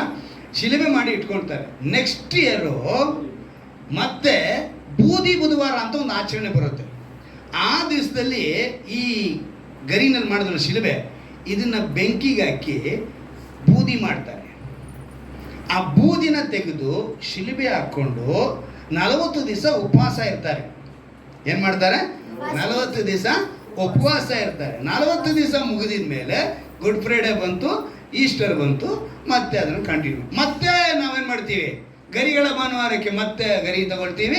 ಇದು ಒಂದು ಆಚರಣೆಯಾಗಿ ಎಲ್ಲರೂ ಪಾರಂಪರ್ಯವಾಗಿ ಆಚರಣೆ ಮಾಡೋಕ್ಕೆ ಬಂದರು. ಇದು ಒಂದು ಪದ್ಧತಿಯಾಗಿ ಬಂತು. ಆ ರೀತಿಯಾಗಿ ನಾವು ಲಾಸ್ಟ್ ಟೈಮ್ ಒಂದು ಶಿಲುಬೆ ಮಾಡಿದ್ವಲ್ಲ, ಆ ಶಿಲುಬೆನ ನಮ್ಮ ಮನೇಲಿ ನಾವು ಬಾಗಿಲಿಗೆ ಒಳಗೆಲ್ಲ ಇಟ್ಟಿದ್ದೀವಿ. ನನ್ನ ಯಾರು ವಿಮರ್ಶೆ ಮಾಡ್ತಾರೋ ಇದೆಲ್ಲ ಏನು ತಪ್ಪು ರೈಟು ಅಂತ ಹೇಳೋ, ನನ್ನ ಯಾರು ಬಂದು ಪ್ರಶ್ನೆ ಕೇಳೋ ನಾನು ಉತ್ತರ ಕೊಟ್ಕೊತೀನಿ. ಇಡಬೇಕಾ ಬೇಡ ಅನ್ನೋ ಪ್ರಶ್ನೆ ಬಗ್ಗೆ ನಾನು ಉತ್ತರ ಕೊಟ್ಕೊಡ್ತೀನಿ. ಆದರೆ ಸತ್ಯವೇದದಲ್ಲಿ ಅದು ಇಡು ಅಂತಲೂ ಇಟ್ಟಿಲ್ಲ, ಮಾಡಬೇಡ ಅಂತಲೂ ಹೇಳಿಲ್ಲ. ಒಂದು ಪದ್ಧತಿಗೆ ಇಟ್ಟರು. ನಾನು ಅದೇ ಥರ ತೊಗೊಂಡದೆ. ಏನು ಕೇಳಕ್ಕೆ ಬರ್ತೀನಿ ಅಂತ ಹೇಳಿದ್ರೆ, ಒಂದು ಶಿಲುಬೆನ ನನ್ನ ಕಾರ್ನಲ್ಲಿ ಇಟ್ಕೊಂಡೆ, ಫ್ರಂಟ್ ಗ್ಲಾಸ್ನಲ್ಲಿ. ಆವತ್ತು ಮಾರನೇ ದಿವಸ ನಾನು ಹೋಗ್ತೀನಿ ಕೆಲಸಕ್ಕೆ. ನಮ್ಮ ಡ್ರೈವರ್ಸ್ ಎಲ್ಲ ಒಂದು 10 ಜನ ಇದ್ದಾರೆ. ಅವರೆಲ್ಲ ನೋಡೋದು. ಒಬ್ಬರು ಬಂದು ಕೇಳಿದ್ರು, ಸರ್ ಇದು ಏನಕ್ಕೆ ಇಡಬೇಕು, ಇದು ಇಡಬೇಕು ಅನ್ನೋದು ಅವಶ್ಯಕತೆ ಇದೆಯಾ ಅಂತ. ನನಗೊಂದು ಅವಕಾಶ ಸಿಕ್ತು. ಏನು ಸಿಕ್ತು? ಒಂದು ಅವಕಾಶ. ಬೆಳಗ್ಗೆ ಬ್ರೇಕ್ಫಾಸ್ಟ್ ನಾವು ಹೋಗೋ ಟೈಮ್ ಅದು 9:15 9:30. ಎಲ್ಲರೂ ಇದ್ವಿ ಒಟ್ಟಿಗೆ. ಟಕ್ ಅಂತ ಹಿಡ್ಕೊಂಡೆ. ಏನೂ ಇಲ್ಲ. ಈ ಗರಿ ಏನು ಅಂತ ಹೇಳಿದ್ರೆ, ಯೇಸು ಕ್ರಿಸ್ತನ ಅರಸನಾಗಿ ಬರುವಾಗ ಇದನ್ನು ನಾವು ಹಿಡಿದು ತೋರಿಸಿದ್ವಿ. ಇದನ್ನು ಶಿಲುಬೆ ಮಾಡ್ಕೊಳ್ತೀವಿ. ಇದನ್ನು ನೆಕ್ಸ್ಟ್ ನಾವೇನು ಮಾಡ್ತೀವಿ ಅಂದರೆ, ಗುಡ್ ಫ್ರೈಡೇವರೆಗೂ ಇದನ್ನು ಇಟ್ಕೊಂಡಿರ್ತೀವಿ, ಬೂದಿ ಮಾಡಿ ಇಡ್ತೀವಿ. ಅಂದರೆ ಯೇಸು ಕ್ರಿಸ್ತನು ನಮಗಾಗಿ ರಾಜನಿಗೆ ಬಂದರು, ನಮಗೋಸ್ಕರ ನಮ್ಮ ಪಾಪಗಳನ್ನ ಬಲಿಯಾಗೋದಕ್ಕೋಸ್ಕರ ಶಿಲುಬೆ ಮೇಲೆ ಜಡಿಯಲ್ಪಟ್ಟರು. ಅದರ ಗುರುತಾಗಿ ಶಿಲುಬೆ ಮಾಡಿದ್ದೀನಿ. ಅವ್ರು ಶಿಲುಬೆ ಮೇಲೆ ಜಡಿಯಲ್ಪಟ್ಟು ಸತ್ತರು ಗುಡ್ ಫ್ರೈಡೆಗೆ. 3ನೇ ದಿವಸ ಭಾನುವಾರ ದಿವಸ ಅವ್ರು ಜೀವಂತವಾಗಿ ಎದ್ದು ಇವತ್ತು ನಮ್ಮ ಮಧ್ಯದಲ್ಲಿ ಆ ಪವಿತ್ರ ಆತ್ಮನಾಗಿ ವಾಸ ಮಾಡ್ತಿದ್ದಾನೆ. ಆ ಯೇಸು ಕ್ರಿಸ್ತನ ನ್ಯಾಯಾಧಿಪತಿಯಾಗಿ ಬರ್ತಾರೆ. ಆ ನಂಬಿಕೆಯಲ್ಲಿ ನಾನು ಬದುಕ್ತಾ ಇದ್ದೀನಿ ಅಂತೇಳಿ ಸುವಾರ್ತೆ ಹೇಳಿ ಮುಗಿಸ್ಬಿಟ್ಟೆ. ಹಲ್ಲೆಲೂಯಾ. 10 ಜನ ಡ್ರೈವರ್ಗೆ ನಾನು ಏನು ಮಾಡಬೇಡ? ಸುವಾರ್ತೆ. ಅಲ್ಲಿವರೆಗೂ ಅವ್ರಿಗೇನು ವಿಷಯ ಗೊತ್ತಿರಲಿಲ್ಲ. ಈಗ 10 ಜನಕ್ಕೆ ಏನಾಗೋಯ್ತು? ಸುವಾರ್ತೆ. ಅಂದರೆ ನಾವು ನಮ್ಮ ಕುಟುಂಬದಲ್ಲೇ ಸಾಕ್ಷಿಗಳಾಗಿರಬೇಕು. 2ನೇದಾಗಿ ಯೂದಾಯ ಸಭೆಗಳಲ್ಲಿ ಸಾಕ್ಷಿಗಳಾಗಿರಬೇಕು. 3ನೇದು ಸಮಾರ್ಯ ಅಂದರೆ ಹೊರಗಿನ ಪ್ರಪಂಚ, ಅಲ್ಲಿ ಕೂಡ ನಾವೇನಾಗಿರಬೇಕು? ಸಾಕ್ಷಿಗಳಾಗಿರಬೇಕು. ನೆಕ್ಸ್ಟ್ ಹೇಳ್ತಾರೆ, ಭೂಮಿಯ ಕಟ್ಟ ಕಡೆಯವರೆಗೂ ಎಲ್ಲೇ ಹೋಗಲಿ ಕ್ರಿಸ್ತನ ಪ್ರೀತಿಯಲ್ಲಿ. ಒಬ್ಬನು ಗೊತ್ತಿಲ್ಲದೆ ಏನಾರು ತಮ್ಮನ್ನು ಕೊಟ್ಟ ಅಂದರೆ ಸ್ತೋತ್ರ ಮಾಡಿ, ಅದು ಎಂಥ ದೇವರಲ್ಲಿ ಇಟ್ಟಿರಲಿ, ಎಂಥ ಒಂದು ಕಾಟ್ಯಾರಮ್ಮನ ಹತ್ರ ಇಟ್ಟಿದ್ರು ಕೂಡ ಚಿಂತೆ ಇಲ್ಲ. ಆ ಪ್ರಸಾದ ಅವ್ರು ಗೊತ್ತಿಲ್ಲದೆ ಕೊಟ್ಟರೆ, ಗೊತ್ತಿದ್ದು ಕೊಟ್ಟರೆ ಹೇಳ್ಬಿಡ್ಬೇಕು ಬೇಡ ಅಂತ. ಗೊತ್ತಿಲ್ಲದೆ ಕೊಟ್ಟರೆ ನೀವೇನು ಮಾಡಬೇಕು? ಸತ್ಯವೇದ ಹೇಳಿರೋದು, ಸ್ತೋತ್ರ ಮಾಡಿ ತಿನ್ನು, ಎಲ್ಲವೂ ಶುದ್ಧ ಆಗುತ್ತೆ. ಈ ವಿಷಯ ಅಂತ ತಿಳ್ಕೋಬೇಕು. ಅಂದರೆ ಸಾಕ್ಷಿಗಳಾಗಿ ನಾವೇನು ಮಾಡಬೇಕು? ಬದುಕಬೇಕು. ಅವಕಾಶ ಸಿಕ್ಕಿದಾಗ ನಾವು ದೇವರ ಸುವಾರ್ತೆನ ಅಂದರೆ ಅಂದು ಪಂಚಶತಮ ದಿನದಂದು ಪಸ್ಕಾ ಹಬ್ಬ ಆಗಿ 7 ವಾರ, 7 × 7 49, ಆ 49 ದಿವಸ ಮುಗಿದು 50ನೇ ದಿವಸ ಪಂಚಶತನ ದಿನ ಹಬ್ಬ ಅಂತೇಳಿ ಆಚರಣೆ ಮಾಡ್ತಿದ್ರು. ಆ ದಿವಸದಲ್ಲಿ ಪವಿತ್ರಾತ್ಮನು ಸುರಿಸಲ್ಪಟ್ಟ ಕಾರಣ ಎಲ್ಲರೂ ನಿತ್ಯ ಜೀವನದ ಕಡೆ ನಡೆಸಬೇಕು, ಒಬ್ಬ ಸಹಾಯಕನು ನಮಗೆ ಇರಬೇಕು ಅಂತ. ಇವತ್ತು ನಿಮ್ಮ ಮಧ್ಯೆ ಆ ಸಹಾಯಕನಿದ್ದಾನೆ. ಆ ಪವಿತ್ರಾತ್ಮನು ಮೊದಲನೇದಾಗಿ ನಿಮ್ಮನ್ನು ಸತ್ಯದಲ್ಲಿ ನಡೆಸ್ತಾರೆ, ಎರಡನೇದಾಗಿ ನಿಮ್ಮೊಳಗೆ ವಾಸ ಮಾಡುವವರಾಗಿ ನಿಮ್ಮ ಜೊತೆಗೆ ಇರ್ತಾರೆ, ಮೂರನೇದಾಗಿ ನಿಮ್ಮನ್ನು ಸಾಕ್ಷಿಗಳಾಗಿ ಬದುಕಿಸ್ತಾರೆ. ಈ ಅನುಭವ ಕೊಡಿ ಅಂತೇಳಿ ನಾವೆಲ್ಲ ಮೊಣಕಾಲು ಹಾಕಿ ನಾವು ಪ್ರಾರ್ಥನೆ ಮಾಡೋಣ. ಎಲ್ಲರೂ ಮೊಣಕಾಲು ಹಾಕಿ ದೇವರೇ ನಮಗೆ ಅನುಭವ ಕೊಡಿ ಅಂತೇಳಿ ನಾವು ಪ್ರಾರ್ಥನೆ ಮಾಡೋಣ. ನೀವು ಕೇಳಬೇಕು, ದೇವರೇ ನಾವು ಈ ಭೂಮಿ ಮೇಲೆ ಉಪ್ಪಾಗಿರಬೇಕಪ್ಪ, ನಾವು ಬದುಕುತ್ತಿರುವಂಥ ಈ ಭೂಮಿ ಮೇಲೆ ಕರ್ತನೆ ನಾವು ಉಪ್ಪಾಗಿರುವುದಕ್ಕೆ ನಮಗೆ ಸಹಾಯ ಮಾಡು ಅಂತೇಳಿ ನೀವು ಕೇಳಬೇಕು. ಅಂದು ಪಂಚಶತಮ ದಿನದಂದು ಸುರಿಸಿದ ಪವಿತ್ರಾತ್ಮನಿಂದ ಒಂದೇ ಸಮ ಪೇತ್ರನ ಮಾತಿಗೆ 3,000 ಜನ ಸ್ವಾರ್ಥನ್ ಕೇಳಿ ಯೇಸು ಕ್ರಿಸ್ತನನ್ನು ಅಂಗೀಕರಿಸಿದರು. ಅಂದು ಮೇಲಂತಸ್ತಿನ ಮನೆಯಲ್ಲಿ 120 ಜನ ಕೂಡಿದರು. ಅವತ್ತು ಸುರಿಸಲ್ಪಟ್ಟಂತ ಆ ಬೆಂಕಿ ಇವತ್ತು ನಿನ್ನ ಮಧ್ಯದಲ್ಲಿರಬೇಕು, ನಿನ್ನ ಬದುಕಿನಲ್ಲಿರಬೇಕು. ಅವ್ರು ಹೇಳುವಂಥ ಮಾತು, ಅವತ್ತು ತಮ್ಮ ತಮ್ಮ ಭಾಷೆಗಳನ್ನು ಅವರು ಆಡುತ್ತಿರುವಾಗ ಅವರೆಲ್ಲರಿಗೂ ಆ ಭಾಷೆ ಅರ್ಥ ಆಗುವಂತೆ ಅವತ್ತು ಪವಿತ್ರಾತ್ಮನ ಅವರ ಮಧ್ಯದಲ್ಲಿ ವಾಸ ಮಾಡಿದ್ರು ಅಂತ ನಾವು ನೋಡ್ತೇವೆ. ಇವತ್ತು ಪವಿತ್ರಾತ್ಮನು ನಿನ್ನನ್ನು ಸತ್ಯದಲ್ಲಿ ನಡೆಸುವನಾಗಿದ್ದಾನೆ, ನಿನ್ನ ಜೊತೆ ವಾಸ ಮಾಡುವನಾಗಿದ್ದಾನೆ, ಅದೇ ರೀತಿಯಾಗಿ ಸಾಕ್ಷಿಗಳಾಗಿ ಬದುಕೋದಕ್ಕೆ ಸಹಾಯಕನಾಗಿದ್ದಾನೆ. ದೇವರೇ ಅನುಭವ ಕೊಡಿ ಅಂತೇಳಿ ಎಸಯ್ಯ ಯಾರ್ಯಾರು ರೂಪಿಸಿಕೊಡುತ್ತಿದ್ದಾರೋ ಅವರೆಲ್ಲರನ್ನೂ ಕೂಡ ಇನ್ನ ಪವಿತ್ರಾತ್ಮನ ಸಹಾಯದಿಂದ ನೀನು ಬಲಪಡಿಸಬೇಕೆಂದು ಪ್ರಾರ್ಥಿಸ್ತೇನೆ ರಾಜ. ಇಂದು ಕೇಳಿದ ವಾಕ್ಯದ ಪ್ರಕಾರ ಯೇಸುವಿನ ನಾಮದಲ್ಲಿ, ಯೇಸುವಿನ ನಾಮದಲ್ಲಿ, ಯೇಸುವಿನ ನಾಮದಲ್ಲಿ ನಿಮ್ಮ ನಾಮ ಮಾತ್ರ ಮಹಿಮೆಪಡಲಿ. ನಿಮ್ಮ ರಕ್ಷಕನೇ, ವಿಮೋಚಕನೇ, ಒಂದು ವಿಶೇಷವಾದ ಕಾರ್ಯವನ್ನು ನೀನು ಮಾಡೋದಕ್ಕಾಗಿ ಸ್ತೋತ್ರ, ಅದ್ಭುತಗಳನ್ನ ಮಾಡೋದಕ್ಕಾಗಿ ಸ್ತೋತ್ರ, ಎಲ್ಲ ರೀತಿಯಲ್ಲಿ ನೀನು ಸಹಾಯ ಮಾಡೋದಕ್ಕಾಗಿ ಸ್ತೋತ್ರ. ನಿಮ್ಮ ನಾಮ ಮಾತ್ರ ಮಹಿಮೆಪಡಲಿ ರಾಜ. ನೀನಲ್ಲದೆ ಬೇರೊಬ್ಬನಿಲ್ಲ ಕರ್ತೇನೆ. ಈ ವಾಕ್ಯವನ್ನು ಯಾರು ಯಾವ ಸಮಯದಲ್ಲಿ ಕೇಳಿದರೂ ಕೂಡ ಒಂದು ಅದ್ಭುತವಾದ ಆಶೀರ್ವಾದ, ಒಂದು ಅದ್ಭುತವಾದ ಬಿಡುಗಡೆ ಯೇಸು ಕ್ರಿಸ್ತನ ನಾಮದಲ್ಲಿ ಆಗಲಿದ್ದು ನಾನು ಪ್ರಾರ್ಥಿಸ್ತೇನೆ ರಾಜ. ನೀನಲ್ಲದೆ ಬೇರೆ ಯಾರು ಇಲ್ಲ ಕರ್ತೇನೆ. ನೀನೊಬ್ಬನೇ ನಮ್ಮ ರಕ್ಷಕನಾಗಿದೆಯಾ, ನೀನೊಬ್ಬನೇ ನಮ್ಮನ್ನು ಮೇಲ್ವಿಚಾರಕನಾಗಿದೆಯಾ ಕರ್ತೇನೆ, ನಮ್ಮನ್ನು ಬಲಪಡಿಸುವ ದೇವರಾಗಿದೆಯಾ ಕರ್ತೇನೆ. ನೀನು ಕರ್ತೇನೆ ಆದಿಯು ಅಂತ್ಯವಾಗಿದೆಯಾ ಕರ್ತೇನೆ, ಅದ್ಭುತ ಮಾಡುವ ಶಕ್ತಿಯುಳ್ಳ ದೇವರಾಗಿದೆಯಾ ಕರ್ತೇನೆ. ನೀನು ನಡೆಸುವುದಕ್ಕಾಗಿ ಸ್ತೋತ್ರ ರಾಜ. ವಾಕ್ಯವನ್ನು ಕೇಳಿದವರನ್ನ ಸತ್ಯದಲ್ಲಿ ನಡೆಸಬೇಕನ್ನು ಪ್ರಾರ್ಥಿಸ್ತೇನೆ. ಸತ್ಯದಲ್ಲಿ ನಡೆಸಿ ಕರ್ತೇನೆ, ಅವರೆಲ್ಲರೂ ಕೂಡ ಕರ್ತೇನೆ ಯೇಸುವೆ ನೀನು ಅವರಿಗೆ ವಾಸ ಮಾಡುವುದಕ್ಕಾಗಿ ಸ್ತೋತ್ರ. ಪವಿತ್ರಾತ್ಮನೇ ನೀನು ಅವರಿಗೆ ಸಾಕ್ಷಿಗಳಾಗಿ ಬದುಕುವಂತೆ ಸಹಾಯಕನಾಗಿರುವುದಕ್ಕಾಗಿ ಸ್ತೋತ್ರ ರಾಜ. ಈ ರೀತಿಯಾಗಿ ನಡೆಸುವುದಕ್ಕಾಗಿ ಸ್ತೋತ್ರ. ರಕ್ಷಕನು ವಿಮೋಚಕನಾಗಿರುವ ಯೇಸು ಕ್ರಿಸ್ತನ ನಾಮದಲ್ಲಿ ಪ್ರಾರ್ಥಿಸಿ ಬೇಡಿ ಒಂದು ನನ್ನ ಜೀವನ ತಂದೆಯೇ. ನಾವೆತ್ತರಿಂದ